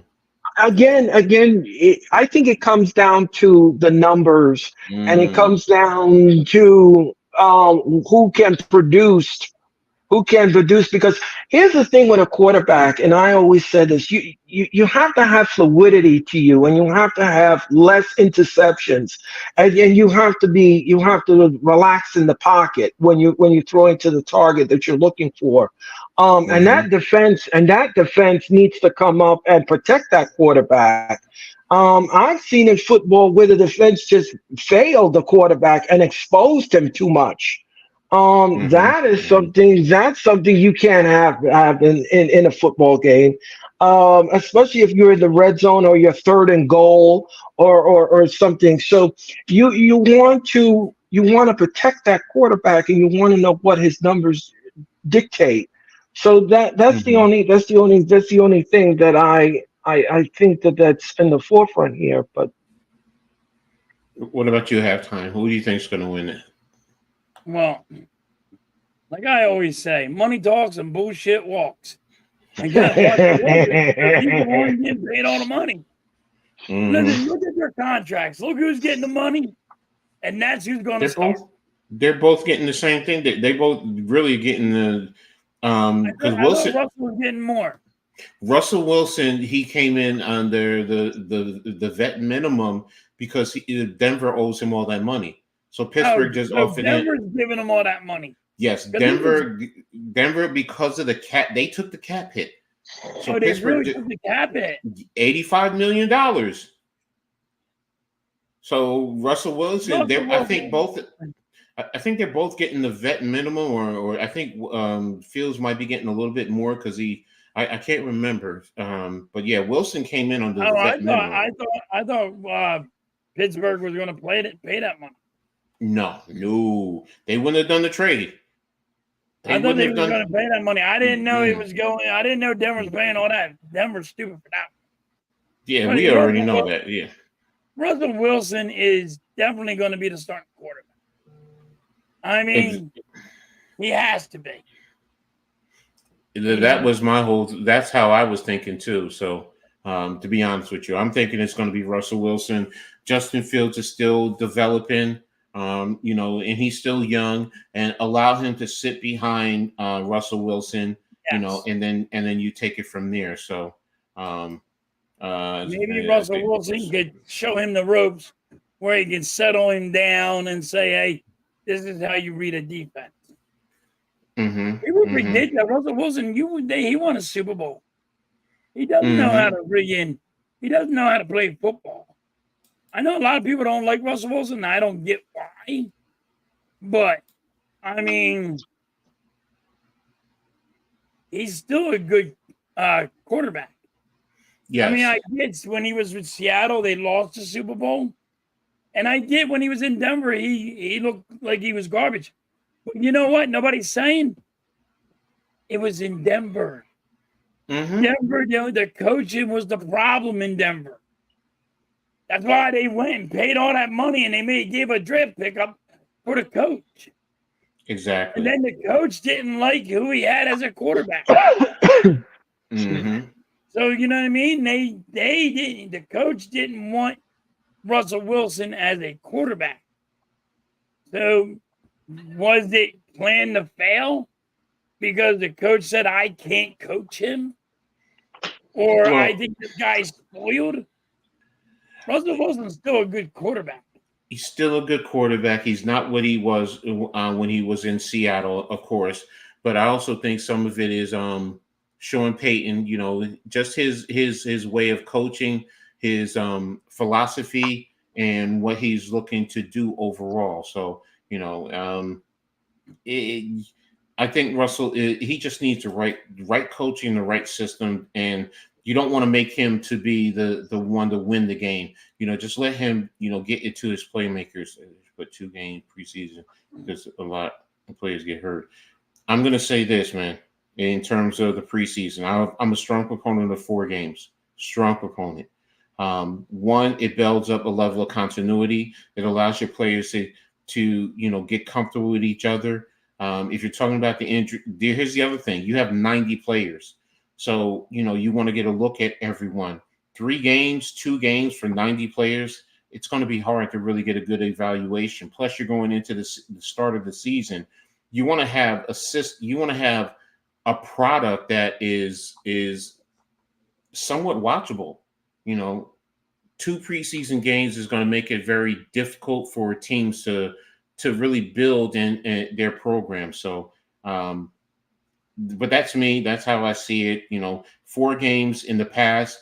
The first game, your main players, maybe they get a couple of series, you take them out. Maybe 1 series, take them out.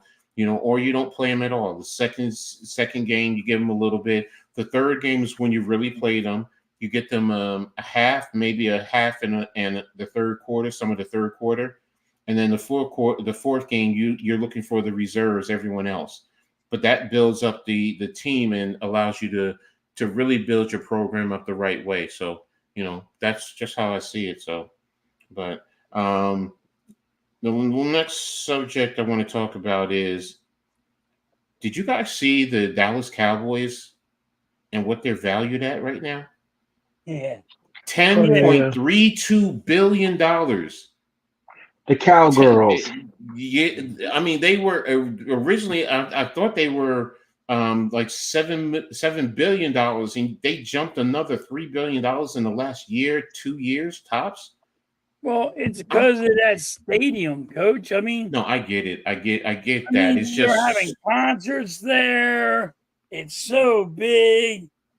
I mean, it's that stadium really put them over top. but that's crazy. $10.2 billion, and I don't think anyone is close right now in terms of their value Right. valuation. So, Yeah, um, I don't think they have anything to show for it, unfortunately. Um, you know, yeah, cheerleaders are the best thing. yeah, I agree. yeah. I don't. Here's the thing: if you're worth all that money, you should have some kind of Super Bowl appearance or some kind of Super Bowl thing, because they haven't been in the Super Bowl since '95. And here's the thing. You say that they're worth it, but do you prove it? Raising ticket sales and charging astronomical for a hot dog is not worthy. It's not worthy of me saying that you're worth it. What I want to see you do is perform in the field and do everything. Show me something. I Show me. It's like St. Louis, the show me state. Show me something. Uh, here's one thing, because you're right in everything you're saying, but here's the other side of that. If the fans are paying it, then yeah, sorry. yeah, I mean, yeah, if yeah. people don't go and they don't buy it, then it changes the whole narrative. But look, if you're getting a bad product and you're still paying full, okay, okay. As an owner, now see, I will say this about Mr. Jones: he's a businessman. He's about that Yep. paper. That's right. He's about that money. I mean, Right. even though Damian has a good point, how they have all that money and can't pay their players. Well, guess what? He's a businessman. The fans are paying that money hand over foot. Halftime said, the use of that stadium. Well, guess what? If nobody goes there, but if people are paying, in one regard, as a businessman, if I'm saying to you, I'm giving you a crappy product, and you still gonna pay me top of the line money, okay. Okay, give me your money. Give me your money. Come on, give me your money. Right. So, and that's Right. the whole thing. So, you know, yeah, It's almost like that P.T. Barnum thing. yeah, Colin, a $60 million quarterback is coming anywhere. I mean, Yeah, it's let's be coming. real. Now, Dak is No, going to be the first, they but he's say not this, going to be though. last. They're saying this. They're saying if Dak Prescott does not sign with the Dallas Cowboys and he go to free agent, he's going to make $70 million. Mm. Mm. You imagine? So that means the Dallas Cowboys are about to pay this guy $68 million. Damien, I'm going to say this though. Okay. No player in the NFL is worth that money. I'm even going to say Patrick Mahomes, but because that's the market, right? It is what it is. Right. That's what it is, guys. I don't think anybody's worth that much either. But when you got quarterbacks who are making $55 million, come on, man. Dak Prescott is definitely better than what's his name down in Jacksonville. But Coach, to be honest with you, if you're the number 2 seed, right, and you lose to the 7th seed, like I get it, it's a team, but when your quarterback costs you the game, how do you make that kind of money? How do you justify that? How do you justify? Yes, how do you justify, Earl? You're right. How do you justify that he deserves that money when he cost you that game? Right. He didn't throw a pick 6. He threw like 2 interceptions in that game. I mean, you can say it's a team sport, but the quarterback threw the ball to the other team. There was no team in that. No, there isn't. It's a bad day in the office, is what we call it. In the end, though, this is the market. That's why I keep saying this is the market. Yeah, it is. I mean, go look at the quarterbacks. I mean, look at the money that these quarterbacks are getting, man. You know, because Skelton's right. Why pay a quarterback that doesn't bring? Because that's the market. That's the market. That's that's the scapegoat. It's the scapegoat for these guys. It's the market. But that's even the player. That's all players. So I mean, the money says you first and foremost they're making the money. The owners are making the money, so the players want their piece of the pie. So and we as fans, because remember, we are contributing to this, ladies and gentlemen. We can sit here and say, well, why pay this player that? Why pay this player, this, that money? But yet and still, we're paying for the product. Yeah, when you buy jerseys and you're buying tickets, you're buying Dak's jersey or you're buying a player's jersey and you're buying a lot of this shit. Of them, that's how the money goes up. It's just like I will say this, Damien, in terms of this, okay? You can't separate the quarterback because he's still part of the team. And this is a business. So that's part of your budget. Because then, what are you going to do? Where's the separate tax? What is it supposed to be? In some teams, is there going to be a minimum and a maximum you're supposed to pay to the quarterback? Where's all this money going to come, extra money going to come from? Because based on what you're saying, there's supposed to be a separate salary, and the owners aren't going to go for that. I'm going to tell you that right now. They want the quarterback salary to be included in the salary cap. So if you're telling me, okay.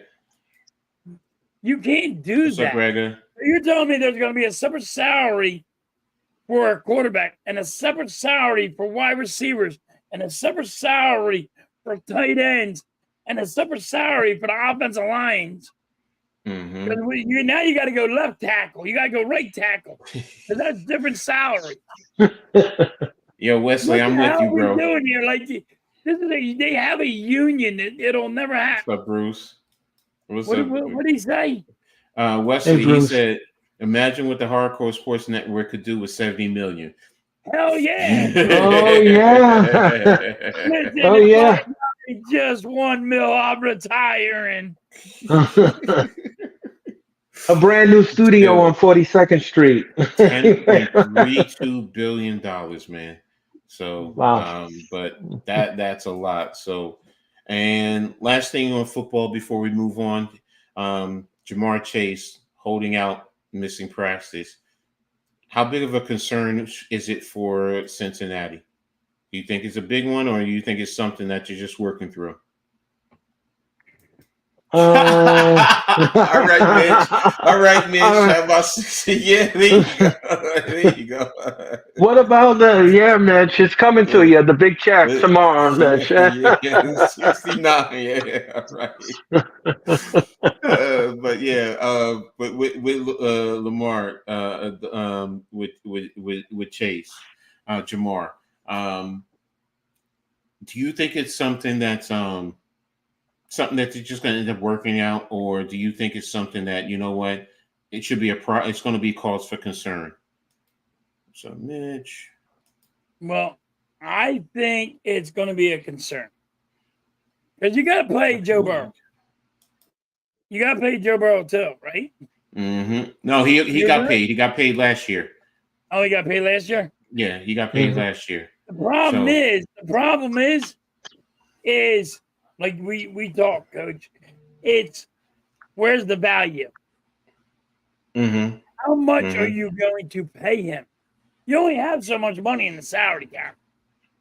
You know what I mean? So Justin Jefferson just got, he got 32, 35? Yeah, I think it was 32. So he got 32. That's what he's going to have to make. He's going to have to make in that area, right? I think he's going to want more than that. But yeah, he's going to make, right, want 34. He's going to want 34, maybe 35. Like you said, the money goes up and up and up. Exactly. It's going to be hard for Cincinnati to come up with a price. Because first of all, he's going to go, hold on, let me find out what CeeDee Lamb makes. Mm-hmm. Right. Mm-hmm. And CeeDee Lamb's playing a game. Hold on, let me see what Chase is going to make. You know what I mean? Because they all want the top dollar. Right. Exactly. This is a game, and it's a dangerous game, I think, for the owner. Like, you need to just get in there, rip the Band-Aid off, and all right, we're going to give you this. You know what I mean? But every player is going to be like, well, I want to see what CeeDee Lamb gets. I want to see what this guy's getting. I want this.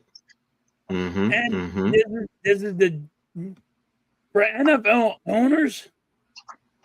I mean, you got to really think about it. You're looking at all this money getting tossed around, and you're in the back of your mind, you got to be like, is this guy really worth this?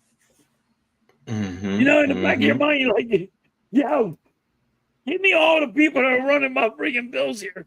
Because, yo, is he really worth it? Is he making this enough money to actually pay him this? Like, is he selling enough jerseys? Is he selling enough shit to actually be making us this kind of money? Because that's how it is. That's the truth. I'm not arguing with that thought process. Someday, CeeDee Lamb's about to make a lot of money. CeeDee Lamb's about to make, what, 33 in that area. Hopefully he does. But, yeah, you're right. I think he deserves it. But, you know, look, they ain't trying to give him that money. Last year. He was Dak's go-to guy. You know what I mean? I don't know. Exactly. It's a money. Listen, these guys are just. It's the value keeps on going up, and there's no way of it turning down. These guys are going to get paid lots and lots of money. Facts. Facts. For me, it comes down to when I think about the Jamar Chase situation. It's a contentious situation because first of all, you T. Higgins, you gave him the franchise tag. So everyone, prevailing thought was, well, you gave him that, then that means Chase was going to get the money. but now Yes. you're not giving him the money. So what the hell are you doing, Cincinnati? What the hell is going on? So it's strange in my opinion. What's up, Lou? Thanks for tapping in, man. It's strange when you sit down and you think about that, So halftime Blaze sound you sends you a photo of us. I have a big head, but I'm just the same height. Okay. What's up, Nimar?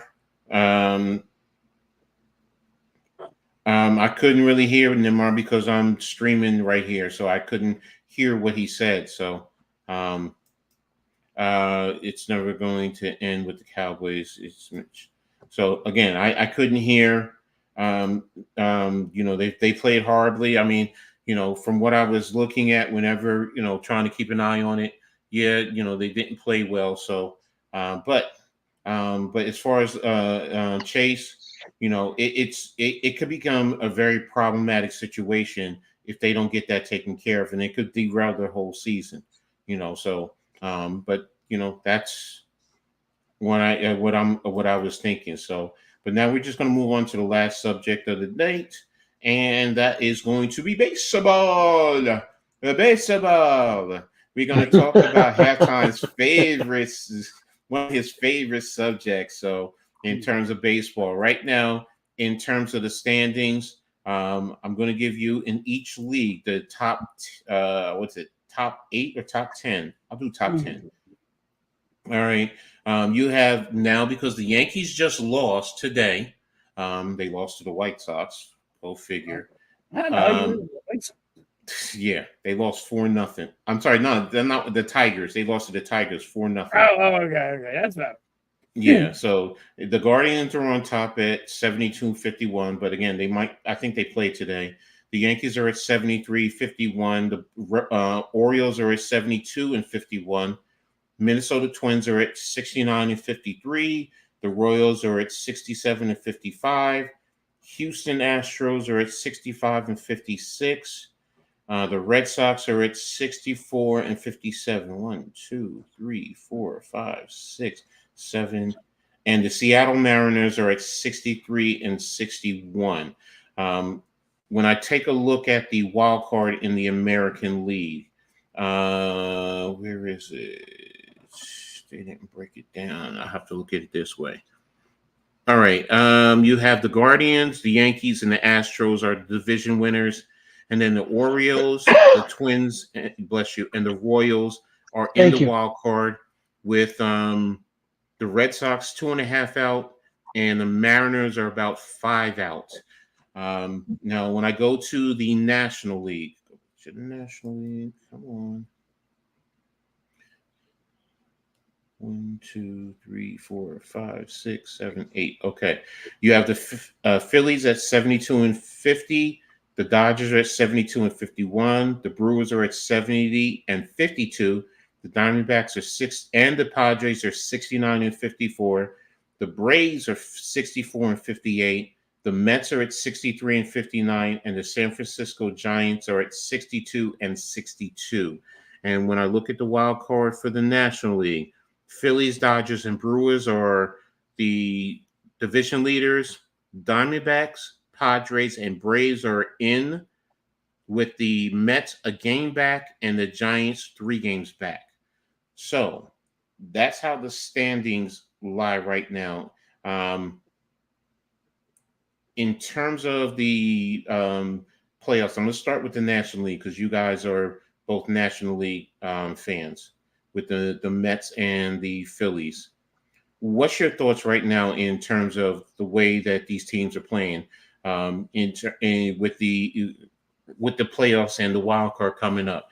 How do you feel about your respective teams in the terms of their position for the playoffs? Earl, I'll start with you with the Mets. Well, first of all, I almost fell off my chair when I found out that they were even in the wild card, because usually the Mets are nowhere near an eyelash of any kind of playoff spot. Usually at this time we were talking about elimination. The Mets right now are in a position, in in a great position to do something they haven't done in a ton of seasons. Mm-hmm. And that is finally going into a wild card spot.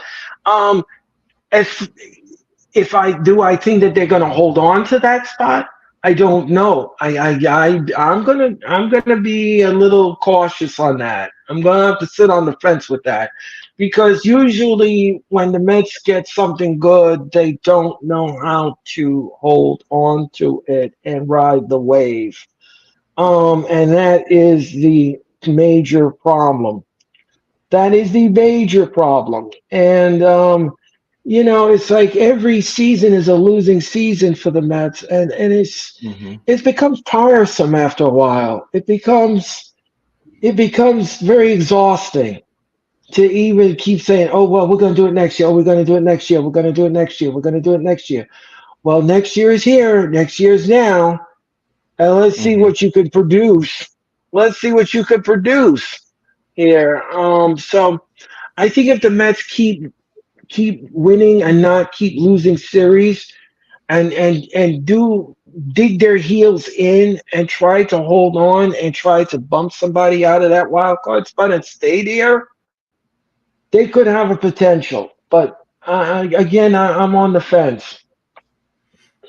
I mean, right now their next games and this weekend they're hosting the Marlins, and then they have a 3-game Monday, Tuesday, and Wednesday hosting the Orioles. So those are their next 4 games right now. It's gonna be tough. It's gonna be tough where they are, but I mean, at least they're a game out of the wild card. Of course, halftime with your Phillies. Go ahead. Well, the Phillies have been on they got a 3-game winning streak. But Mm-hmm. like all the Philly fans are like, "Oh yeah, we're back." Pump your brakes. You played the Nationals. It's not that big of a deal that you played the Nationals. Nationals are really Mm-hmm. not that good. You got to give it a week to find out if the Phillies are back with the hitting and all. So, I mean, we're still up there with, the Yankees and Baltimore. We're still up there, but Mm-hmm. we need the winning streak and we need to build some wins up. So, yes, we're going to be in the playoffs. It's our manager. I mean, our manager gets you sometimes to scratch your head. Like, Mm-hmm. what's he thinking? What's he doing? How does he not know to pull this pitcher? How's a fan yell and pull the pitcher, or go out there and talk to the pitcher, and you're not doing it, and he don't understand that? It's sometimes it's mind-boggling. So I do think like I always said, I think it's going to be the Phillies and the Yankees in the World Series. I still think that, but Mm-hmm. I mean, Rob gets you to scratch your head over here. We're just sitting there like, what's happened to this team? So let's see what happens. But now the Phillies are Skeletons. still there. The fans are the real coaches. All right.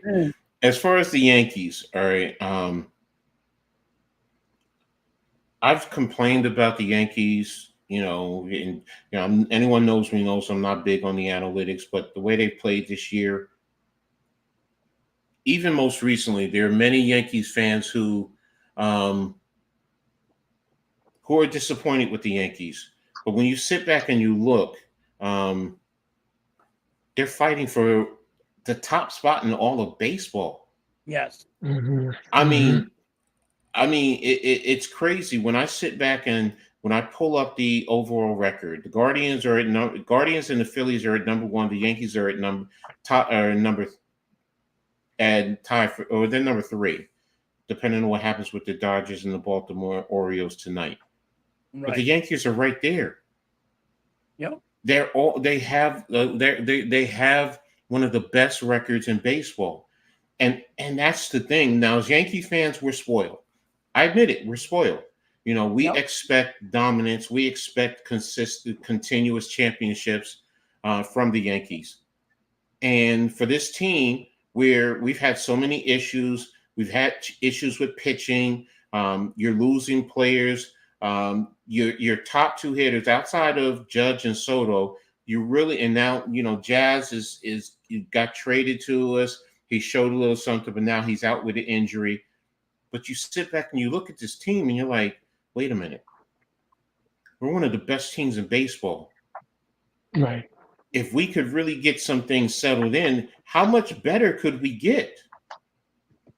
And that's the thing. And it for me, it makes me say, Ed, step back and let's let this thing play out.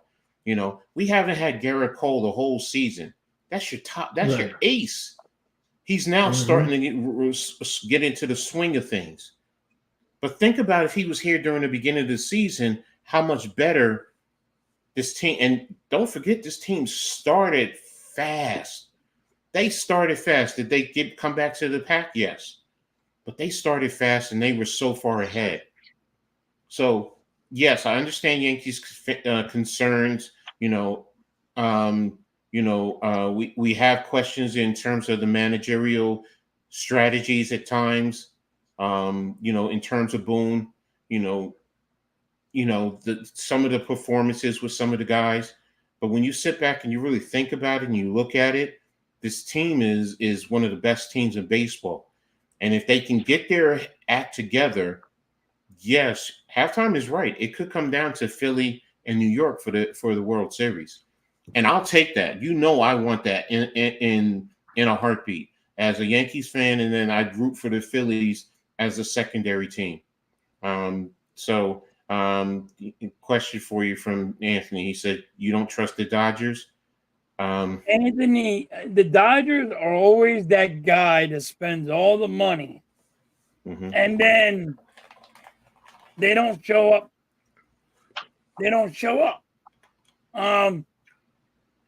The money that the Dodgers spent this year, if they don't make the playoffs, just say if they don't make the playoffs and they spend all that money on that team, it's a bust.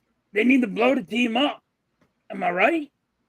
I mean, you went and spent all this money. And if you don't make the playoffs, or if you're one and done, even if the Dodgers are one and done, you spent too much money to have a one and done team in the playoffs, even if you're in the playoffs. But I don't think I think the Dodgers are not that good of an organization, but I think they overpay for everything. And it is just the way the Dodgers are. That's how they are. I wouldn't be surprised if the Dodgers don't even make the playoffs. Wow. That's a big take for them to go from leading their division, number 2 in the National League, and not to make the playoffs. Yeah, I wouldn't be surprised. I would be. I've seen that. I've seen that happen to. I've seen that happen to teams before, where they would be right there, and then they do an epic collapse, and then that's it for them. That's it. But I want to ask a question. If the Yankees, let's just put this out there in the universe. If the Yankees don't make the playoffs, and let's say that they are eliminated from postseason contention, is this the time to get rid of Aaron Boone? Probably. If they were to crash and burn and not make the playoffs, I can't see Boone's lasting. Right. I can't personally. I really can't. Because that's going to be an epic failure right then and there. You're going from one of the top teams in baseball to not making the playoffs. Yeah, you got to go. You have to go. You're talking about the Yankees, and the Yankees are up there for the most being the best team in baseball right now. If they have that big of a drop, yes, you have to get rid of them. Even though it won't happen, I'm even going to go as far as Cashman needs to go. I know it's not going to happen. No. I get it, but he needs to go. He would need to go too if the Yankees failed like that too. Yes, if they dropped that bad, yes. If the Yankees became one and done, yes, they would have to get rid of everybody. Okay. So this kind of let me get my next question, and we'll answer that in a second, Anthony. In terms of, because we're talking about the wild card, one of the better teams in baseball for the past few years has been the Atlanta Braves. Do you think they have a chance of missing the playoffs? Oh yeah, they're hurt. Yep. So yes, I think the Mets will pass them. Yep. Nationals, I don't see the Nationals passing them, but there's going to be other teams that are going to be better, have better wins. Behind, just for context, the Mets are a game behind the Braves. The Giants are 3 games back. The Reds are 4 games back. Yep. The Cardinals are 4 games back. The Cubs are 4.5 back. I'm just going to give you that. So I'll say the Giants will be above the Braves. I think the Braves, they're hurt really bad, and I think they're going to drop. You got to figure they're getting ready. I think they have to play the Phillies this week. Who, the Braves? I think the Braves are playing the Phillies, and the Dodgers are playing the Phillies this week. I think, is that what it is? The Braves are playing the Angels today and tomorrow. Then they play the Phillies 3 games. Okay. Then they play the Nationals. Yeah, so this is good. This is going to be their downfall. I mean, the only thing that I think out of them wins, I think it's going to be the Braves will win against the Nationals, but they're going to lose. Mm-hmm. I think they're going to lose against the Angels and the Phillies. So in that area, I think it's going to be a mudslide for them. Now you said you think the Giants are going to make it over the Braves. So then you think they're going to make it over the Mets too? Yeah, I think the Mets are going to probably be a wild card. No, what I'm saying is because right now it's the Diamondbacks, Padres, and the Braves that are in the wild card. The Mets are a game back of the Braves. The Giants are 3 games back of the Braves. Yeah, it's going to be I think the Giants are probably. I'm hoping the Giants beat the Mets for that. So that's why I'm asking you. You're saying the Giants are going to pass the Mets and the Braves for the wild card? Yes. Okay. I got the Giants. I got the Giants going to have a winning streak. I got the Mets did outstanding at the end of the trade deadline. That's why they've been so good lately. Mm-hmm. You got to give it up to them. They made outstanding trades. That's why they got past the Braves. They're gonna like. I know what the Braves are above them by 1, right? So, but the Braves are about to fall down. Everybody has to understand the Braves are about to go on maybe a 6-game losing streak. I am maybe it's a 6-game losing streak, or it's going to be a 5-game losing streak, something in that area. And that's going to hurt them bad. That's deep. A 5 or 6-game losing streak? Yeah. And this week, if the Phillies are back, this is what should happen. Okay, that's interesting. You want to pay attention to that, bro. Definitely going to be paying attention to that. Now, next question. As a Yankees fan, I have to ask this. Will Aaron Judge hit 60 or more home runs this year? Yes. Where's he at now? 49? I think he's at 49. Stats. Batting average, home runs, 44. 44. Mm-hmm. And you're asking at 60? 60 or more. So right now to get to 60, he needs 16 more. Yes, Gregor. Yes, for me it has. I think he'll be right at the Hey, 60. John. I think he'd be like 59, 60 mark. Okay. But then again, dude is outstanding with the home runs. Mm-hmm. He's a monster. He just could sit there and he might pop 2 home runs in one game. Hell, he popped 3 at one game. Yeah, he might get all 3. I mean, like he can, but also what he does is he actually plays the game the right way. Judge don't always try to hit home runs. He don't just always hit home runs. If he needs a blooper in the outfield, he's going to say, all right, guys, we win the game. I'm going to put it right in the outfield and call it a day. Okay. Arku says he's going to come up short with home runs. I'm making a shocking man. I think Andrew will break Barry on 73 home runs. No. Okay. No, he's not breaking that record. I mean, you're talking about another 29 home runs to close out the season. Anthony. Yes, he's not doing I'll be Think back. about that. All right, Earl. All right, we'll be here. That's a lot. That's a lot, man. That's really a lot. Do you think Judge is going to get the MVP in the American League? I mean, it's kind of, who else is playing better than him in the American League? I don't think nobody is the way he's hitting home runs. Yeah, I don't think there's anyone. What's that dude's name? Ohtani? Ohtani is with the Dodgers.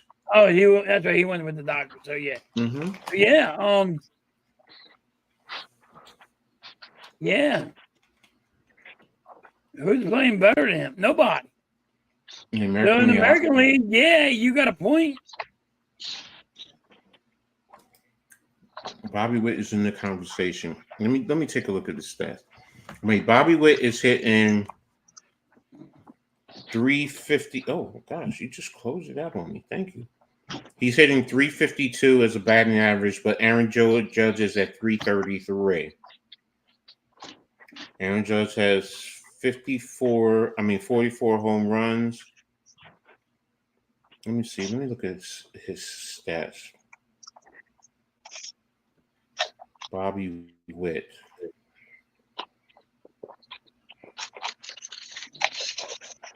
Was it 352, 25 home runs, 90 RBIs, a 1.021 OPS, 25 stolen bases. I mean, those are some good numbers. Yeah. It's definitely some good. Aaron Judge is 333, 44 home runs, 111 RBIs, 1.175 OPS, 6 stolen bases. I mean, right now it has to be Aaron Judge. Yeah, but there's a lot more baseball. No, I know that. Yeah, but I'm like, when we're talking like this, it's like baseball's over. There's a lot more games. But right now, you got to give it to Judge. Yeah, no, we know he has great abilities. I mean, he can get multiple home run games, throughout the course of the season. So, yeah, I mean, I understand, what the question is he the MVP in the American League? I mean, I'd have to, yeah, to me, yes. And yes, I'm being biased, but I'd have to say yes. So, where do you think he ranks as a baseball player in all of baseball? A baseball hitter in all of baseball? Who, Judge? Yeah. Earl has, he just closed his camera, Mitch. That's all in my what you call is there. You know how it goes.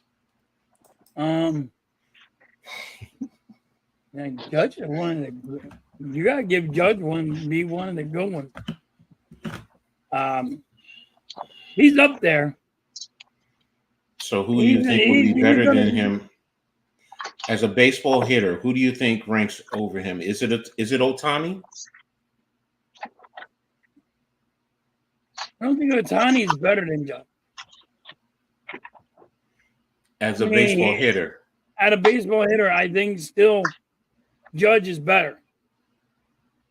And the reason why is also he's a placement hitter. To me. Good point. See, everybody just looks at home run. This is a new day and age. This is a new day and age for me.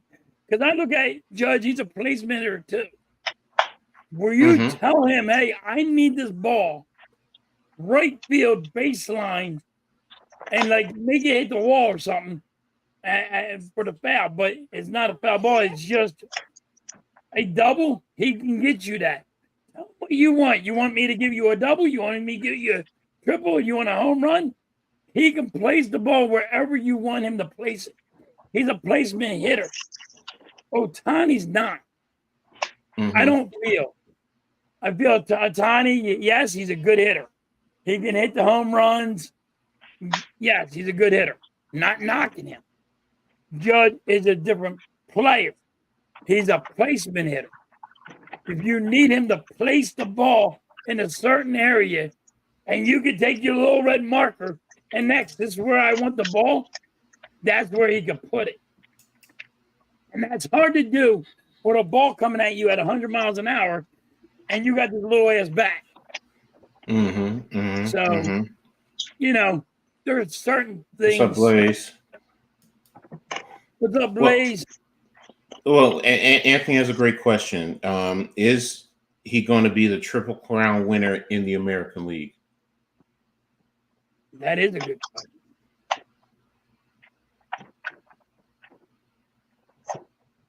Don't know that one. There probably will, though. He might, Anthony. He might. To me, he might. He's really good. For those who don't understand baseball, what is considered a Triple Crown winner? Like his Gold Glove and his batting and all that, everything. He's just way better than everybody. He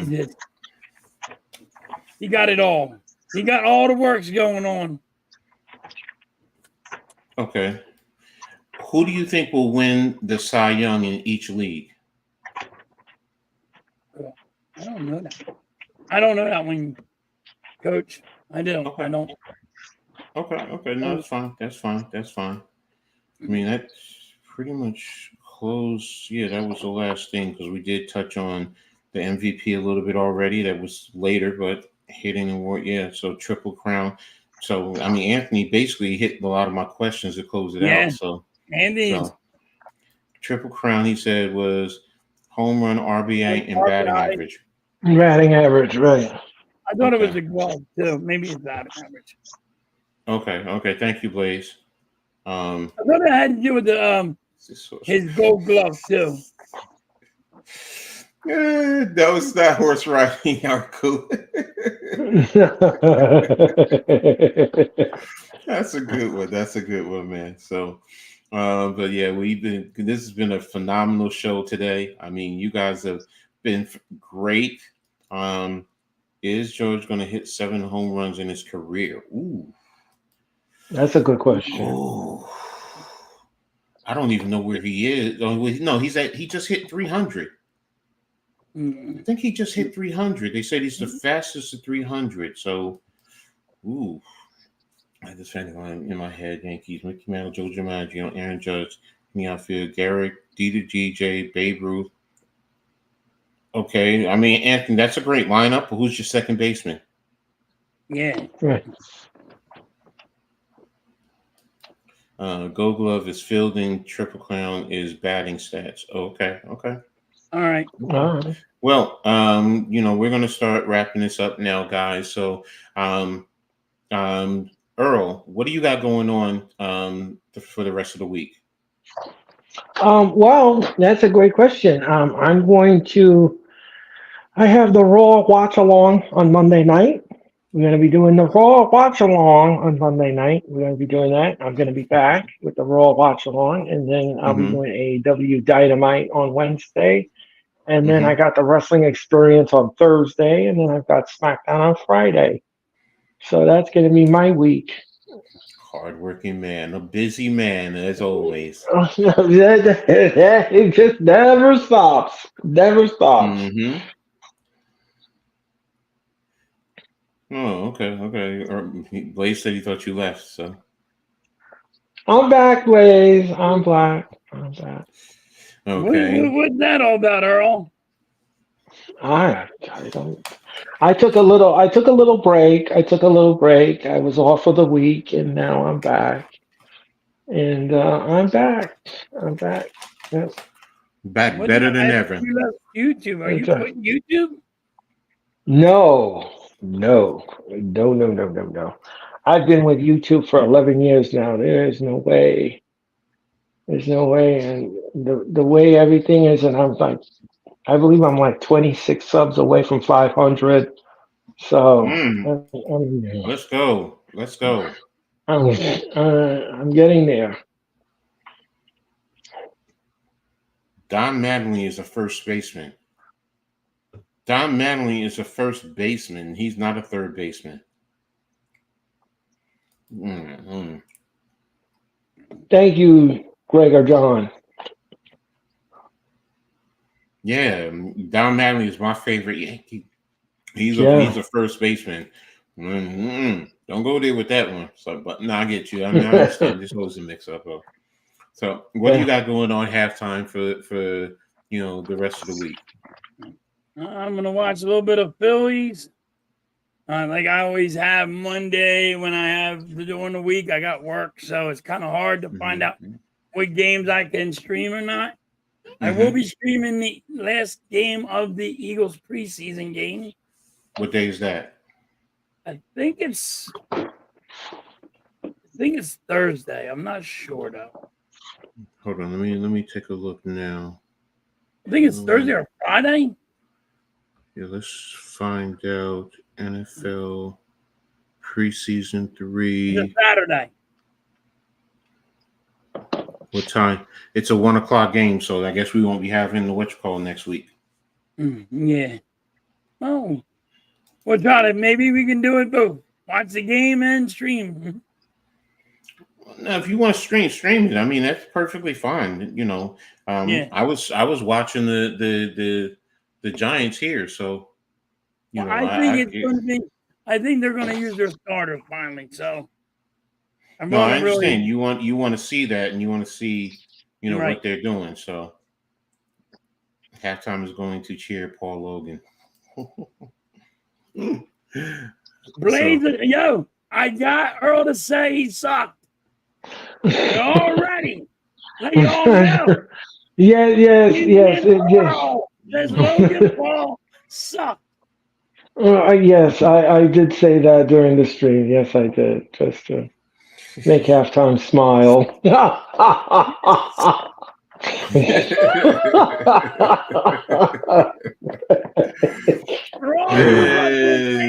Earl said Logan Paul sucks. Oh, halftime, I'll tell you something, halftime. Earl, you have a question from Wesley. I have a question. Are you going to AEW Grand Slam? The answer is no. But I will be streaming the show. This video is on some the Halftime's Discord. Okay. Mrs. Halftime posted some Logan Paul situation on Halftime's Discord. Okay. All right. Mitch likes Orange Cassidy. Just mentioned Will Ferrell and Halftime will be pissed. Okay. He's horrible as a freaking actor. What do you want from me? All right. And as for me, let me see. Yeah, I'm not doing anything else today. I don't believe I have anything today. And tomorrow we'll be doing Giants Conversation with NYG 22.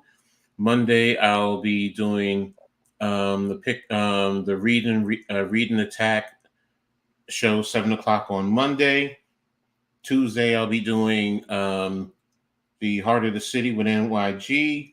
Wednesday, Pick and Roll podcast, along with at 5 o'clock. And then at 7 o'clock, I'll be doing it for the R, which is my Rutgers sport event information.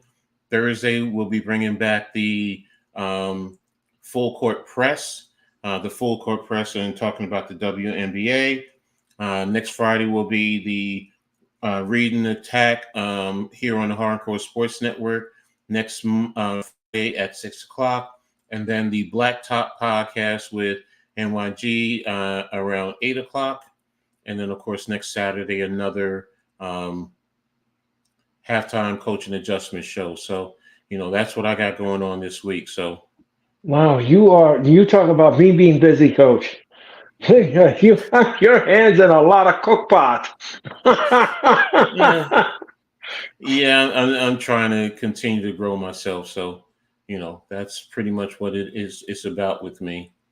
So, Wow. I'm watching the Liberty right now. So sorry. That's why I'm so wrapped up right now. So, but that's pretty much it. I mean, I might do something here or there. I don't know, but yeah, that's it for me for the week. So, but again, thanks to everyone for being here. You guys have been phenomenal. It's been so many of you.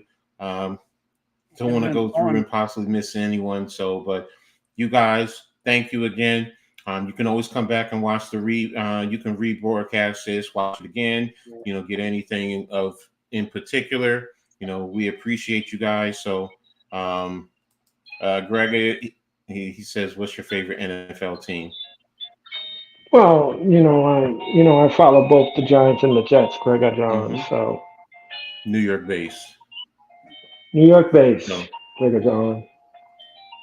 So, but yeah, that's pretty much it. So we're about ready to get out of here. Thanks a lot, everyone. We really appreciate you. So, we'll be back in 2 weeks, though. Halftime will be streaming the Eagles game next Saturday. So tap into him. Maybe if the Giants are, I don't know. We'll see what I'm doing next Saturday. So, but that's pretty much it. I want to thank everyone for tuning in. Really appreciate you guys. And with that being said, we're out of here. Peace. Good night.